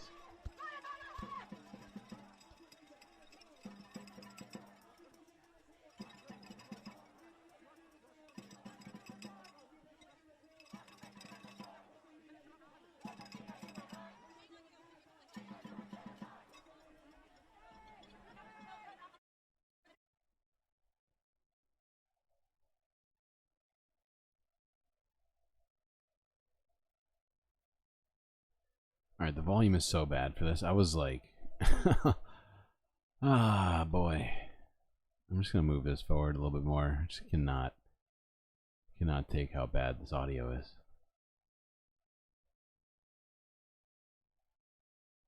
We know what you do to score. Occupation endless war. That's better. There we We know go. what you do to score. Occupation endless war. Occupation endless war. Even when the media lies, we will free Palestine. Shame on you! Shame on you! Shame on you! Shame on you! Shame on you! Shame on you! Shame on you! Shame on you! Shame on you! Shame on you! Shame on you! Shame on you! We demand justice.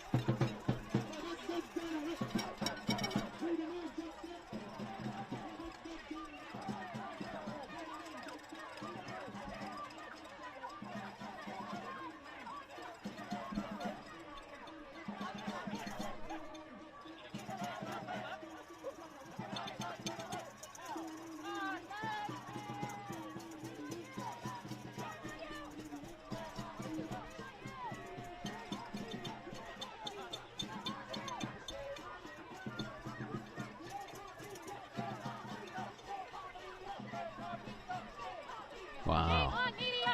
I wonder how these people feel right now being booed as they go into this. I wish we could have watched this live earlier, like when I was trying to. Say la vie.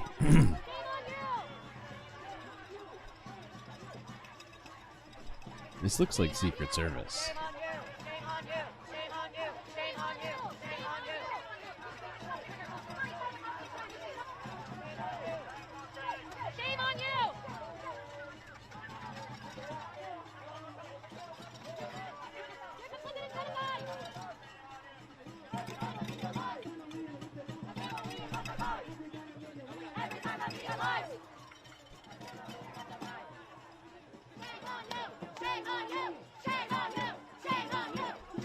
Is that the UN building? No. That is Hilton Hotel, I believe. In, where is it? DC? I can't remember. I think.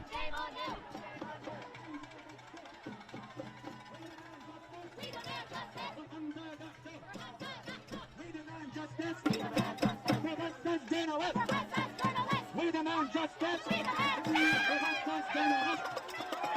demand justice. Who did they just see? Who are they booing? Can't even see it. Can't even see who they're booing. This dude sucks at camera work. Oh my god. Can you not capture the background and the subject at the same time? For fuck's sakes, pal. This is your job.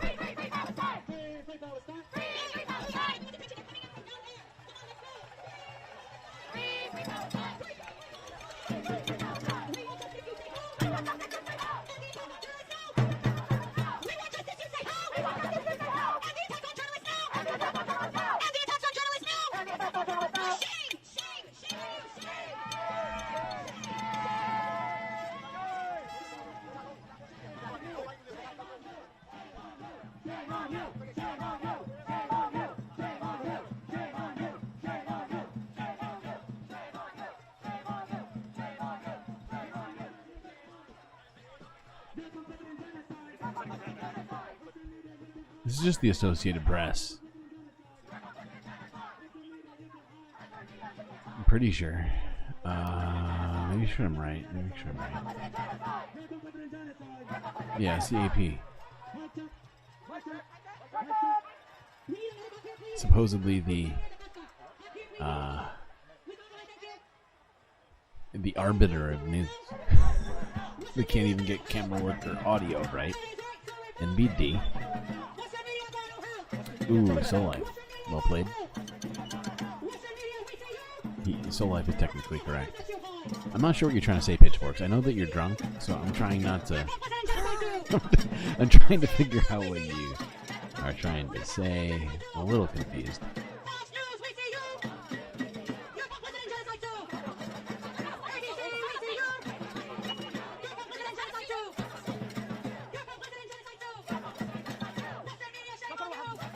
Like, they couldn't even put this on a gimbal? What is the budget for the AP? Good God.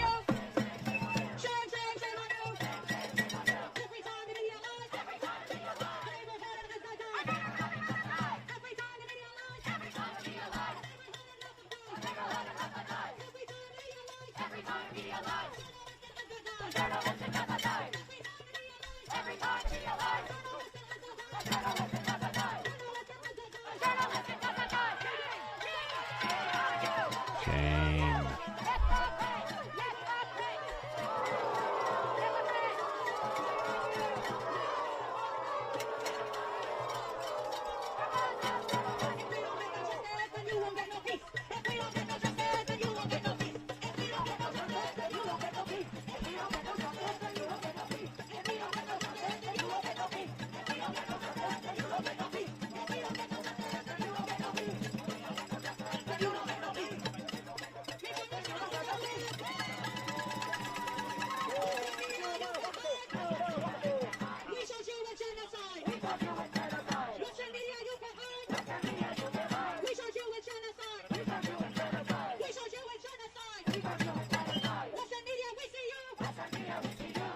Okay.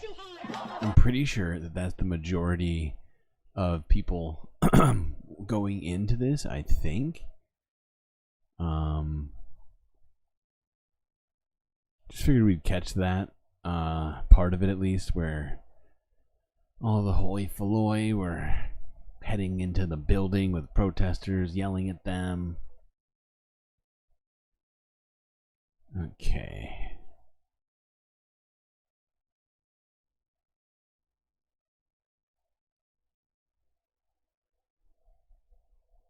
Right, the congressional budget is different from appropriations, or whatever you call them.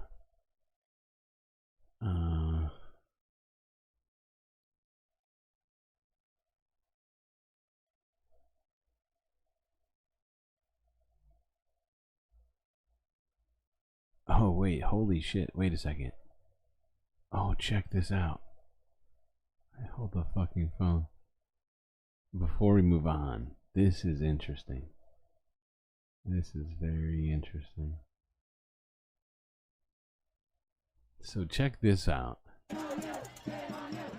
I almost went past this video here for the rest of it, but somebody does something here in a second, which I think is very cool.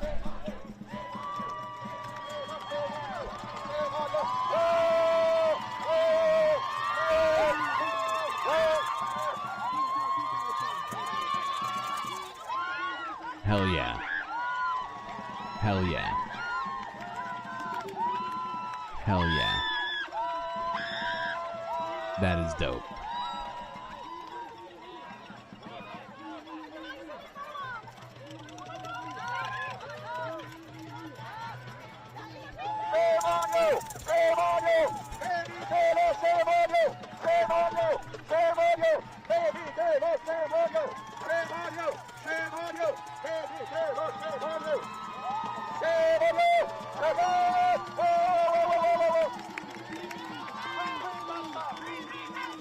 I can't tell if it's people who, like, it seems to be somebody who's, like, rented a room. I can't tell what. I can't tell what happened. Free Palestine!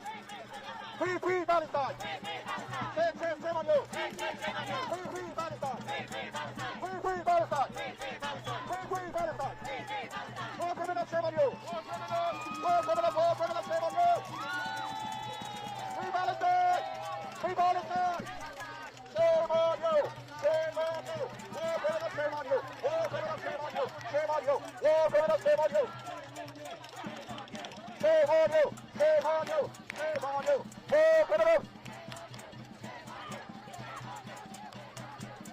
I wonder how long they let them keep this up here.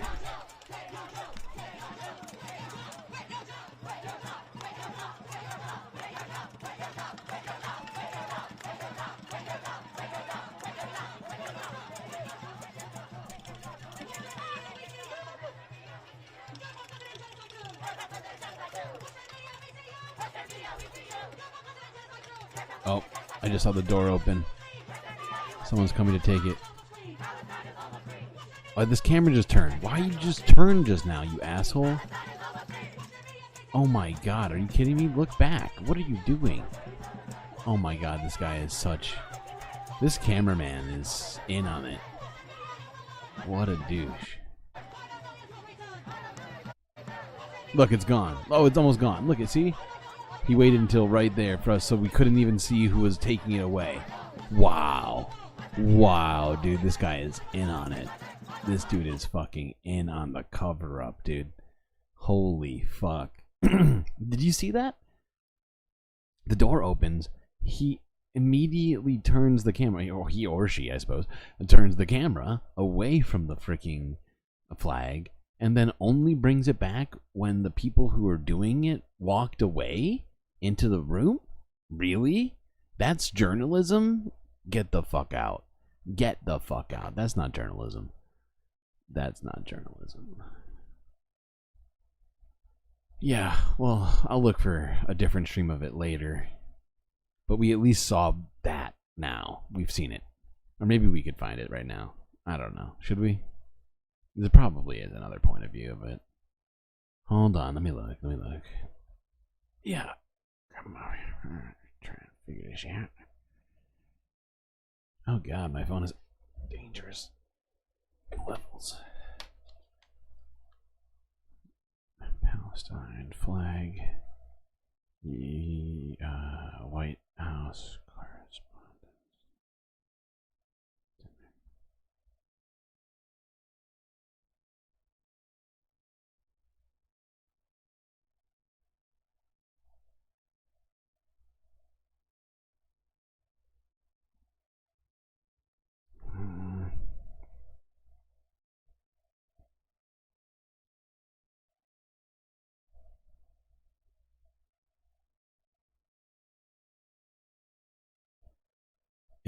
It was from the AP. It was live streamed from the AP, B-Cat. It's not a layperson's recording. We were trying to watch it during the like the first stream we did today.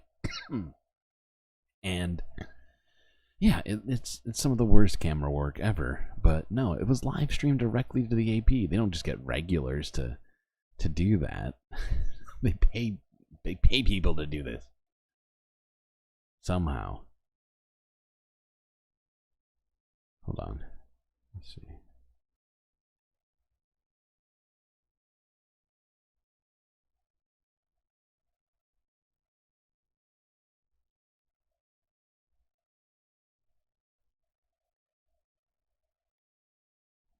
The Times get it? Doesn't appear that the Times got it either. Very helpful, Times, thank you. Yeah, I'm not finding,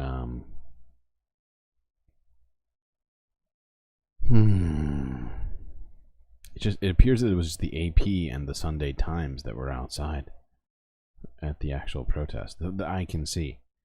Maybe we'll find more footage of it later, but, well, for now, we're gonna have to live with that.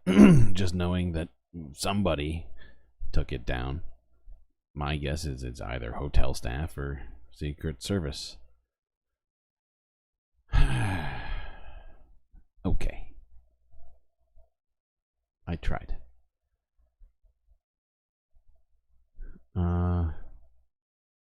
Let's just watch this clip real quick.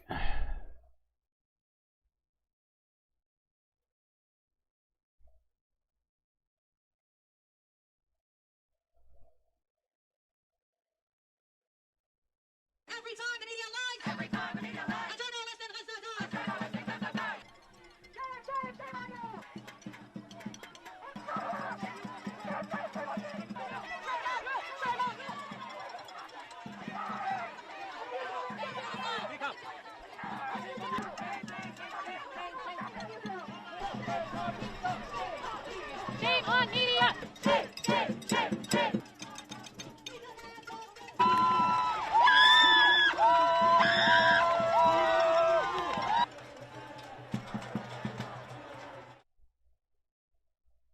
Pussies.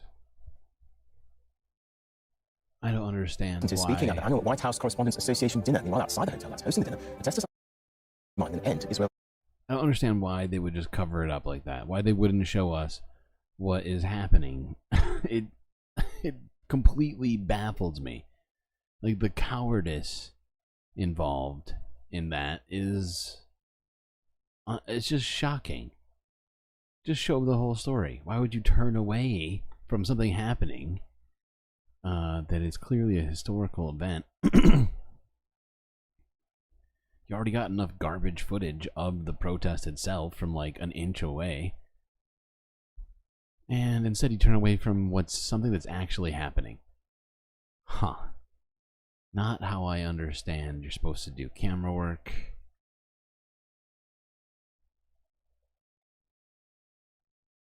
You almost woke up your boss with an audible lol. I approve. I approve. Alright, this is Al Jazeera English discussing the White House Correspondents' Dinner from earlier, where, as we all know, I think, at least those of us who were here for it earlier, Biden makes no mention of Gaza in his speech.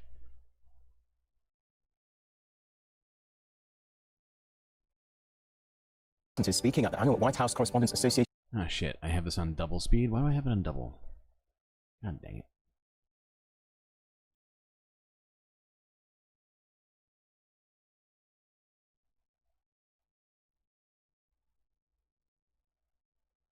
Dinner. Meanwhile, outside the hotel that's hosting the dinner, protesters are demanding an end to Israel's war on Gaza. Let's listen in to what President Biden has to say. For me. That's when he put it down and said, this book's not for me. Look, being here is a reminder that folks think what's going on in Congress is political theater. That's not true. If Congress were theater, they'd have thrown out Lauren Boebert a long time ago.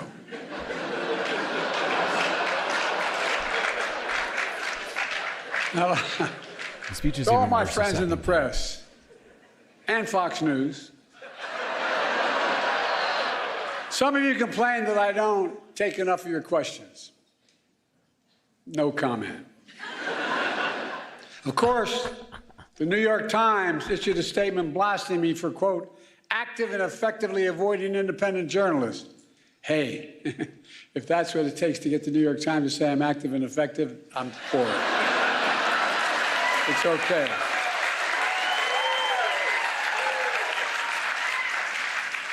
I have higher standards. I do interviews with strong, independent journalists who millions of people actually listen to, like Howard Stern. And I know you're looking around and saying, this guy's been doing this for 50 years. He's had his moment. Give him someone else a chance. To say that, I say, Lauren, ignore the critics. Ignore the critics. Lauren's a great friend who's had 8 comedians play me over the years on Saturday Night Live. 8. And who the hell says I'm not a real job creator? Look, wow. Lauren's had even more comedians and actors joke about me. Like the funny guy in Weekend Update, Michael Shea. He's hilarious. Yeah. Scarlett Johansson, you did such an incredible... All right, we've seen enough of this. Just know that the speech was exactly that bad. Plus, worse vibes live, if I'm not gonna... if I'm gonna be honest here. Those of us who were kind of here for that particular moment, it was... What's the opposite of inspirational?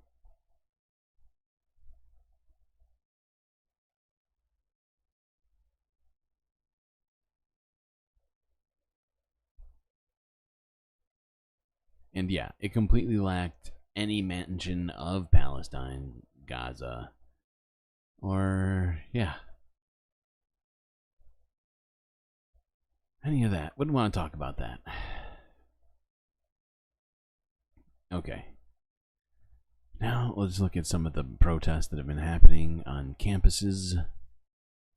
Some of the stuff that we didn't see yesterday, as well as some stuff that's happened over the last 12 hours or so. This is from a day ago at UNC Chapel Hill in North Carolina, where another pro-Palestinian encampment has formed.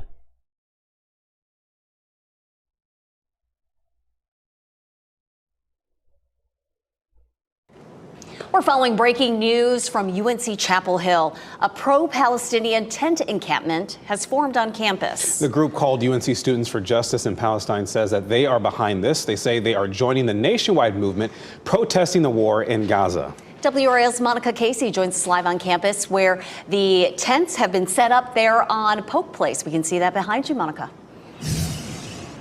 Yeah, Renee, that's right. We have seen protests like this at universities around the country. Right now, this crowd over here behind me looks to be about 100 people. It's grown a bit since we have been here. This is led by the UNC SJP, that stands for Students for Justice for Palestine. They have demands for the university, calling on UNC to disclose any investments and divest from any companies connected to Israel. They say this encampment is to show solidarity with the victims of violence in Gaza. You can see some of the signs here asking questions such as, what have you done to stop the genocide? A big sign says Gaza Solidarity Encampment. This is a busy time on the UNC campus right now. It looks like some people are headed to class, so there are a lot of... I love how so much of the media has been trying to frame this, especially Republicans, as being some sort of violent, not an insurrection, but like it's some sort of violent protest, when in fact it's not. I mean, look at this. This looks like a festival, and like a very, very chill festival at that. You know, they're not even blocking the sidewalks. It's just beautiful, peaceful protest for peace. A peaceful protest for peace. So, yeah. Just another example of what's actually going on. Let's look at this from a day ago from Reuters, where according to them, and also reality, Gaza protests continue to spread across the U.S. and abroad.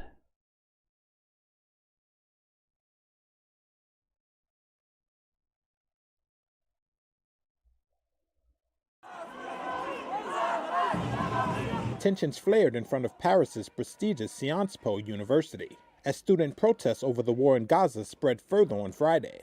Riot police arrived to ease tensions after pro-Israeli protesters came to challenge pro-Palestinian demonstrators. Some pro-Palestinian students had been occupying a university building overnight, demanding the institution condemn Israel's actions. Hisham is a master's student at Sciences Po. When we see what's happening in the United States and now in Australia, we keep going, and we hope that it'll take off in France too, because universities really have a role to play in what's happening in Palestine and the genocide which is underway. The protest in Paris echoed similar demonstrations on U.S. campuses. On Friday, close to 200 protesters gathered at George Washington University, a few blocks from the White House, carrying Free Palestine posters and chanting slogans.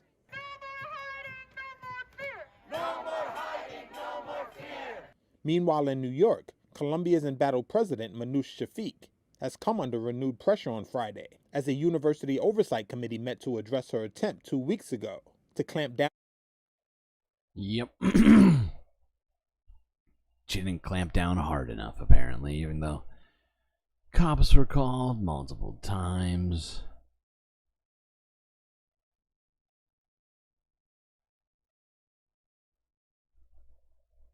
This shit is so fucked.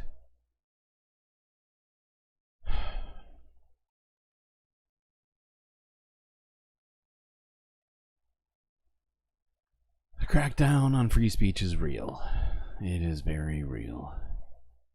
It's happening right in front of us, people. This is why we have to be aware of it.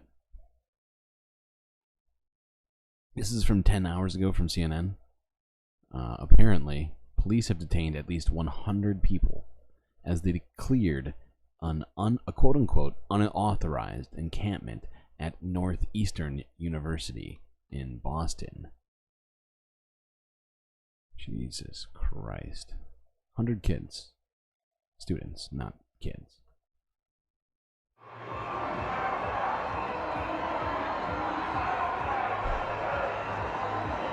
Wait, what is this? Oh, huh? Did I skip over one? I don't think I did. Wait, huh? Hold on, I gotta go back.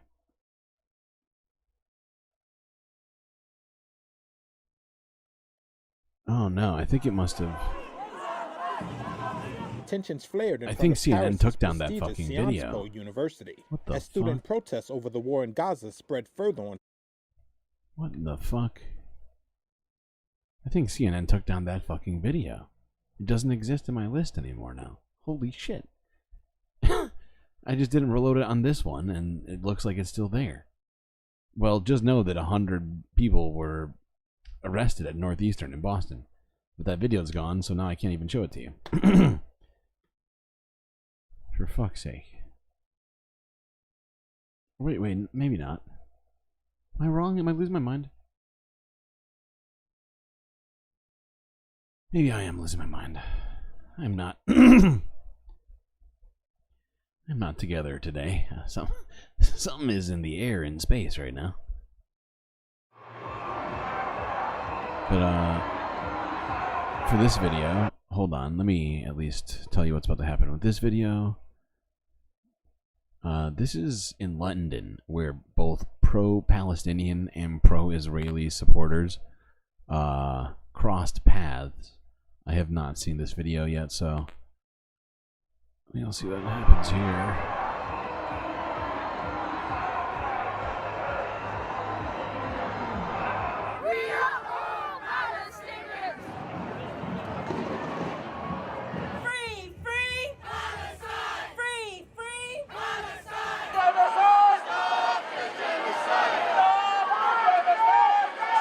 A lot of people.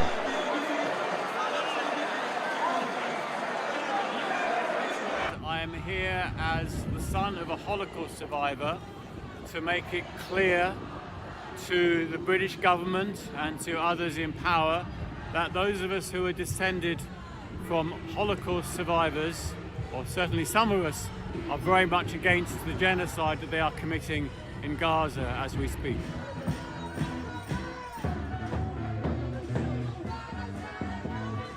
As a mother, I am really distressed at seeing the amount of children that have been killed and mothers. 70% of those who are killed are women and children. So it's really, really distresses me.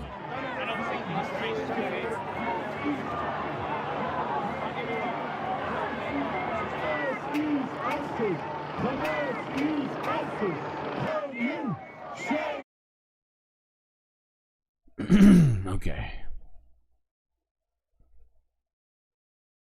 Oh, is it here now? Oh, maybe they just got moved around. Weird. Maybe I just refreshed this list and didn't refresh the other one. That's on me. Alright, I guess I was wrong. This is the CNN story about Northeastern University. So I was... Man, I've been fucking up a lot today. Pro-Palestinian protests across college campuses. Police detained about 100 people at Northeastern University in Boston on Friday, clearing what they called an unauthorized encampment. And in a statement earlier today, Northeastern officials said they believed professional organizers had joined the ranks of student protesters. Administrators at Cal Poly Humboldt say they are closing campus for the remainder of the semester due to the continued occupation of 2 buildings. We've seen similar Wow. scenes across the country as demonstrators demand an end to the war in Gaza. They're going to close and the call on campus for the universities to entire divest semester funding because of it? in Why? various movements. University officials say reports of anti-Semitism and vandalism That seems on incredibly campus pessimistic. cannot be tolerated. So I'm just going to pause that. Because what the fuck?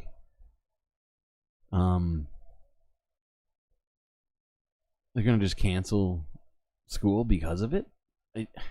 That's very confusing to me. I mean, these people did their whole semester up until very recently, and it seems very pessimistic to assume that the protests are going to have to go on so long that somehow it necessitates them closing school. I'd like to think that it's going to work and that tomorrow the genocide is going to be over. Now, obviously, is that nonsense optimism? Probably, yes. But I'm just hoping it's somewhere between that and the necessity to close schools for the rest of the year. Or semester, excuse me. And many Jewish students say they don't feel safe at their schools. CNN's Polo Sandoval and Rafael Romo are monitoring the situations at separate campuses. Polo, you're at Columbia University. What are you seeing there right now? So Fred, if you compare it to yesterday when we did see some tempers flare up during some non-student protests that took place just off campus, things are relatively calm today. But it's what you can't see, which is these ongoing negotiations between leaders of that student encampment that's been on Columbia for about 10 days. I'm confused. What the fuck is up with this? Why are they talking about Columbia when it's entitled Northeastern fucking University? Talk about everything but Northeastern, so I appreciate that.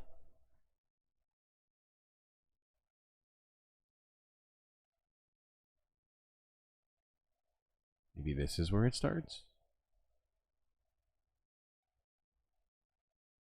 Jesus, guys. This is why I watch all the videos beforehand, so that we don't have to do all of this. University continues to be tense this weekend after clashes with police resulted in multiple arrests on Thursday, including at least a couple of Emory University professors. There were protests once again here Friday, but they were more peaceful. And also Friday, Fred, Emory tenured faculty gathered on campus to express concerns about the violent arrests that took place Thursday. They were considering a motion for a no-confidence vote of Emory University President Gregory Fenves. One of those attending was Noel McAfee, a professor and chair of the philosophy department here at Emory University, who was arrested during the chaos on Thursday. McAfee said university administrators made the problem worse on Thursday. No when kidding. They called the Atlanta Police Department. McAfee spoke to CNN about her arrest. Let's take a listen. Jesus fucking Christ. Yeah, we watched this video earlier. So what happened in there was that when cops That's not stood up video and from said, her arrest. "Ma'am, you need to step back. You need to step back." And here I am now, not just professor, but human being, watching this child being pummeled. I said no. Yeah. And I stood there, but I stood in a way that was non-confrontational. Just stood there, and then I'm arrested. And Frederica, some of the professors and students who participated in the protest differ greatly from administrators. When you ask them what happened Thursday, they say it was mostly students and people affiliated with the university. But President Fenves said, Am I in a losing my statement mind right that now, some were chat? highly organized outside protesters who arrived on campus in vans, constructed an encampment. In a statement, he also said that he is not going to tolerate. That's the whole video. Am I losing my mind? I skimmed through the whole thing. I did not see any footage from Northeastern. But supposedly there's 100 kids. I'm so confused. There are 100 students who were arrested, or at least protesters, not necessarily all students, at Northeastern in Boston who were arrested. Let's see if this actually is what it claims to be. This is from the Associated Press discussing the exact same thing. Let's see if AP can do it better than CNN today. Fingers crossed.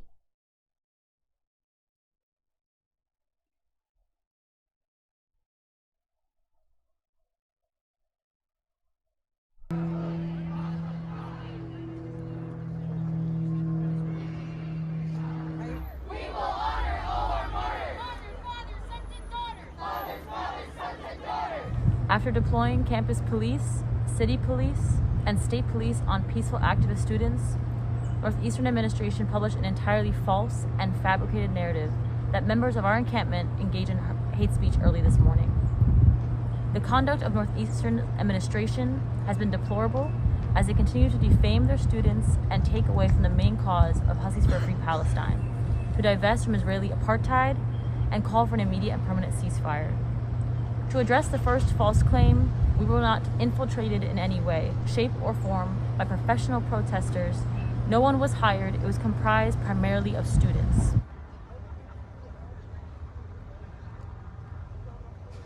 As a collective, we have never condoned any violence on our Jewish members, and we never will. We do not condone bigotry or hate speech of any kind.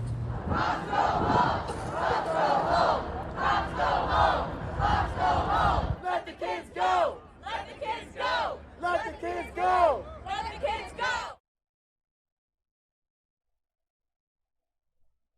Well, AP kind of doing their job better than CNN. Although I would point out they didn't show any of the footage of the actual arrest, which is what I was kind of looking for, but that's what I get for not, you know, doing my job before the stream, as I usually do. Alright, what is next? Alright, this is from 8 hours ago.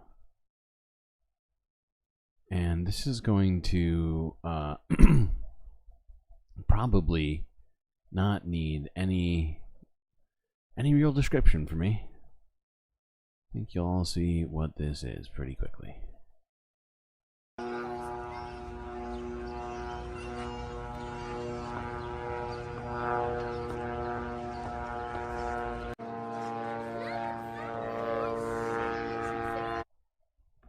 Here, I'll go back though and I'll read it for you just in case you're just listening right now and not watching. This says, thank you, students. In solidarity with Gaza, your message has reached. Thank you, students, for... I can't read what that says at the bottom.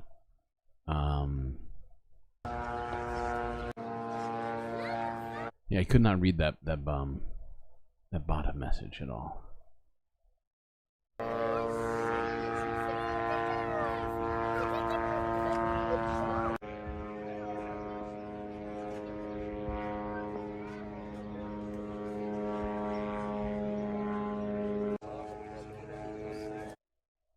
It is crazy that Palestinians have more nuance than our own, like, media. Like, even they can see through all the, you know, through the fact, I mean, at least these individuals who've done this, like, they can see through the fact that America has supplied the weapons and thank American universities and students, like, for their solidarity. Like, that is just... wow. I mean, to me, it's just something. That is just something else. It was honestly kind of. It's just amazing. It's like the only other way to put it, really. The fact that they even heard about it is. It's pretty shocking.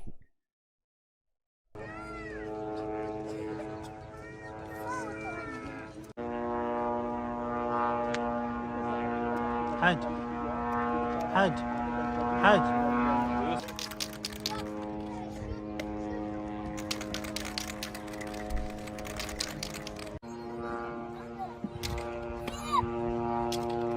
I think it says thank you for your courage, maybe. It doesn't appear to be written in, like, very legibly, but that's the only thing I could think of. It starts with a C-O-U and then it really drifts off at the end.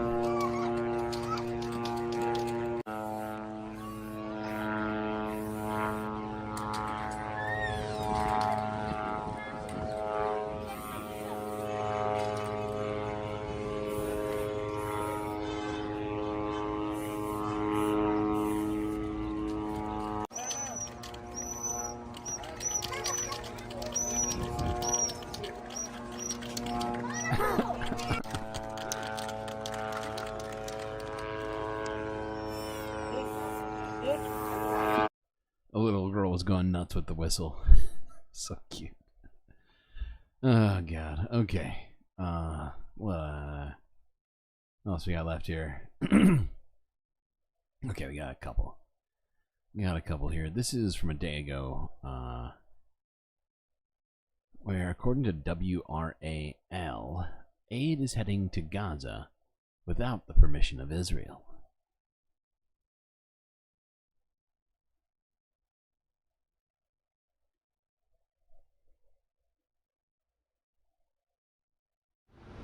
At a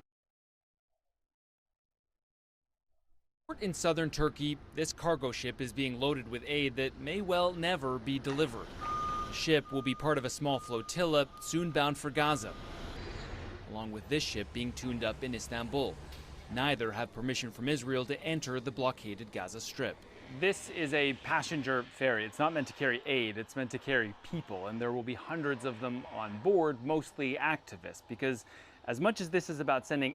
Did he spell Colombia wrong? I did not notice that, but I'm pretty sure that's what he meant. Aid to Gaza, it is also very clearly about sending a political message. And if we can get our little ship in, it will be a drop in the bucket of what's needed, but hopefully it will put pressure on other countries to put pressure on Israel, and it could be diplomatic isolation. No, it says Colombia. You're losing your mind. I'm looking at the freaking thumbnail right now. Why are you spreading misinformation? Economic isolation to make them stop this genocide. Ann Wright is a former American soldier and diplomat turned pro-Palestinian activist and was on board an ill-fated aid flotilla to Gaza in 2010. Mavi Marmara, you are approaching an area of hostilities, which is under a naval blockade. The ships were boarded by Israeli troops in international waters, and on the Mavi Marmara, carrying hundreds of international activists and journalists, soldiers were greeted by slingshots and with bars and chairs after rappelling down onto the deck. The resistance was futile. I was at the boat next to them, and we heard the shots hitting the Mavi Marmara, and we saw people falling. Nobody expected that. We didn't expect that the Israelis would start killing people and killing 10 of them. 9 Turks and an American were killed. Israel initially defended the deadly raid, but then years later apologized and paid a multi-million-dollar settlement to the victims' families. One of the victims was Cengiz Songur, whose son Ismail has spent the last 6 months organizing this latest effort. Why are you doing this again? That's very simple, to break the siege of Gaza. It's not because of my father. Right now we are standing for the children of Gaza. It's according to Islam, if a person is dying while going for the good mission, he is becoming a shaheed and martyr. That's why it is not a kind of loss for us. It's kind of, gain for us. The flotilla has not been coordinated with the Israelis, nor is it attempting to use the established maritime corridor to Gaza used by the World Central Kitchen before 7 of its staff were killed by Israeli strikes. Flotilla organizers say they will not allow Israel or any Western country to inspect the cargo. Israel declined to comment. We are sure that Israel is not authority in the region to check our humanitarian aids. That's why it's very clear for us. We have the green lights from the international conscience to move with the flotilla. And if they block you? That's the problem of Israel. We will go there. If Israel trying to block it again, same or similar scenario can happen in the Middle East. Scott McLean, CNN, Istanbul. Woof. Well, honestly, I'm glad it's happening. Although I am concerned for their safety. I don't think that more people need to die because of this, but I do wish them luck, and I do hope that they get to Gaza safely. Now, I have a lot of doubts about how Israel, or at least questions about how Israel will respond to this situation. But before we talk more about that, let's look at this one regarding the same situation from 14 hours ago. This is from BBC News. UK forces may be deployed to help deliver Gaza aid.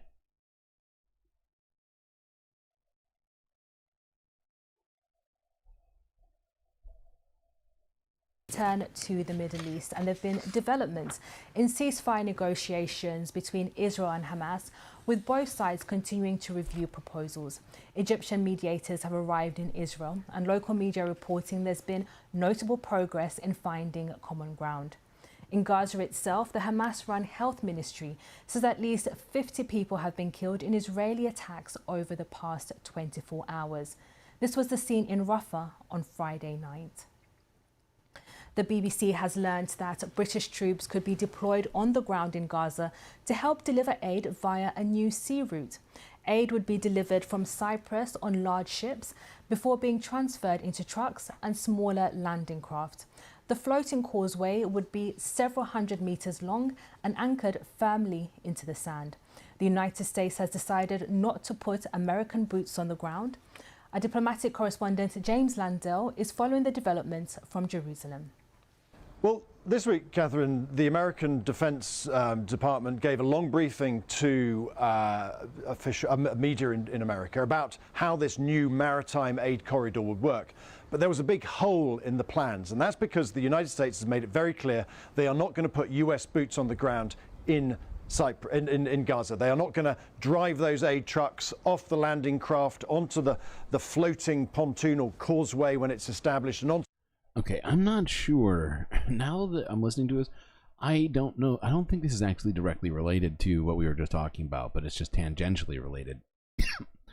In the Western effort to deliver aid by way of boats, but I think this is I don't know if this is they're going to be helping with that particular mission we were just talking about before this. It's not what it sounds like.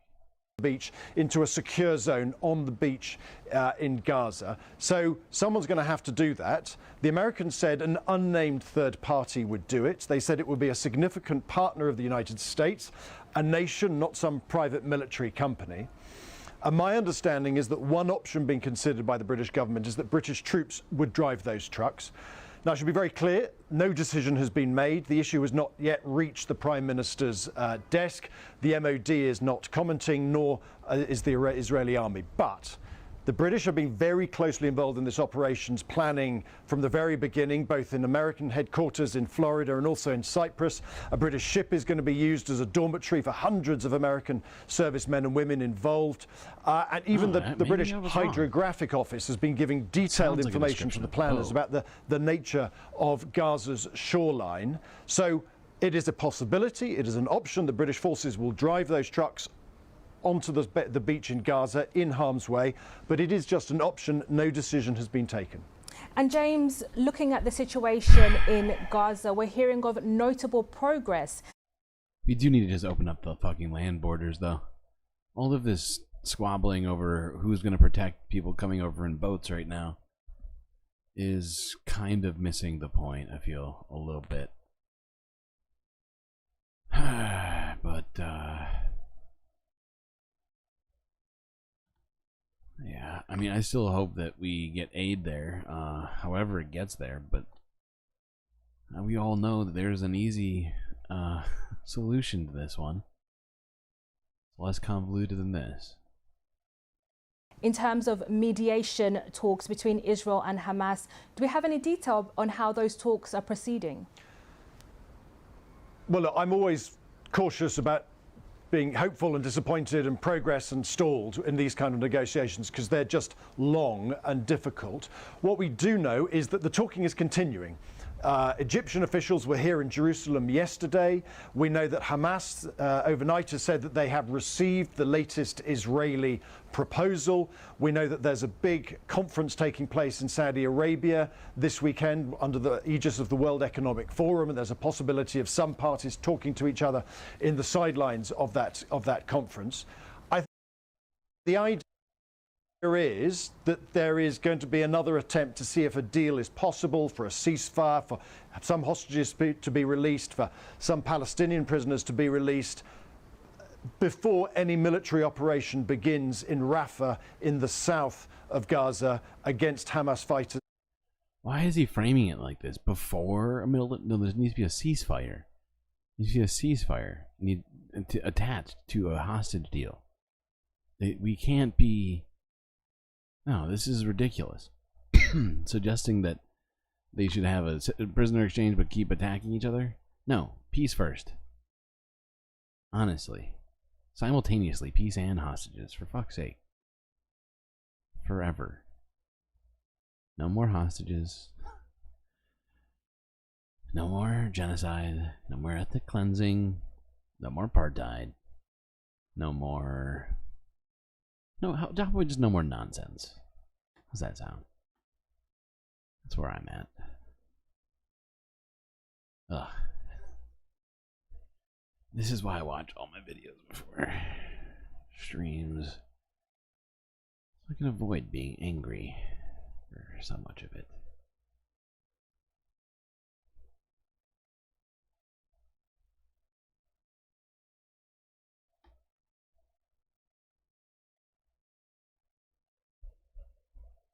Oh.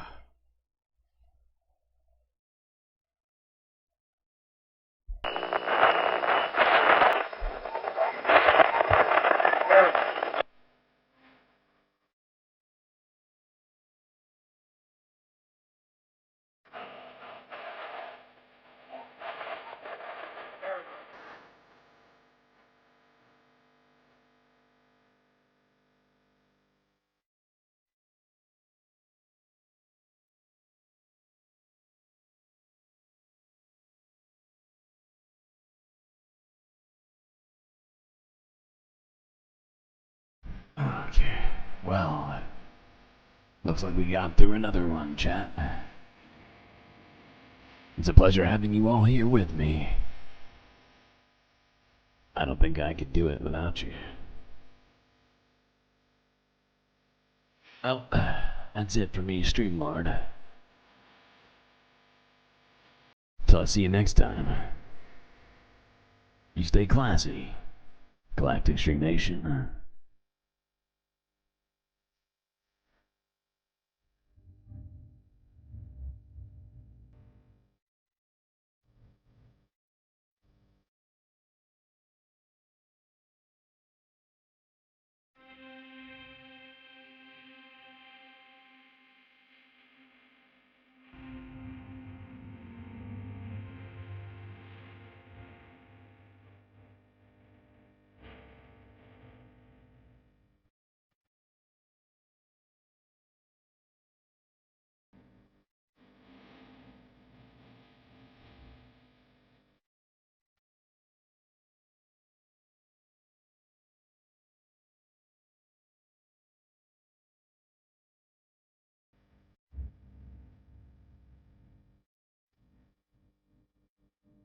Can't forget this.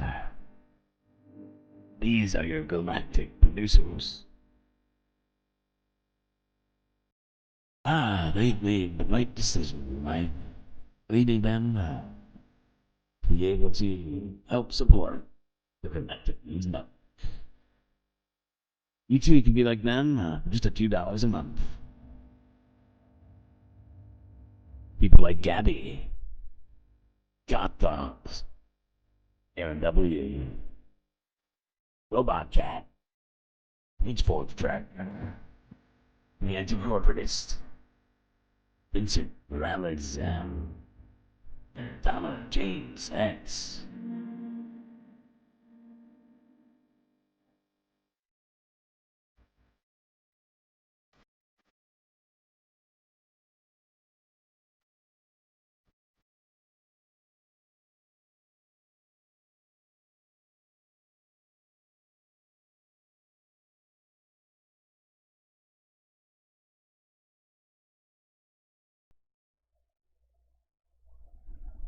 I see a lot of ones in chat already. Preemptive ones. Not sure about the ethics of preemptive ones.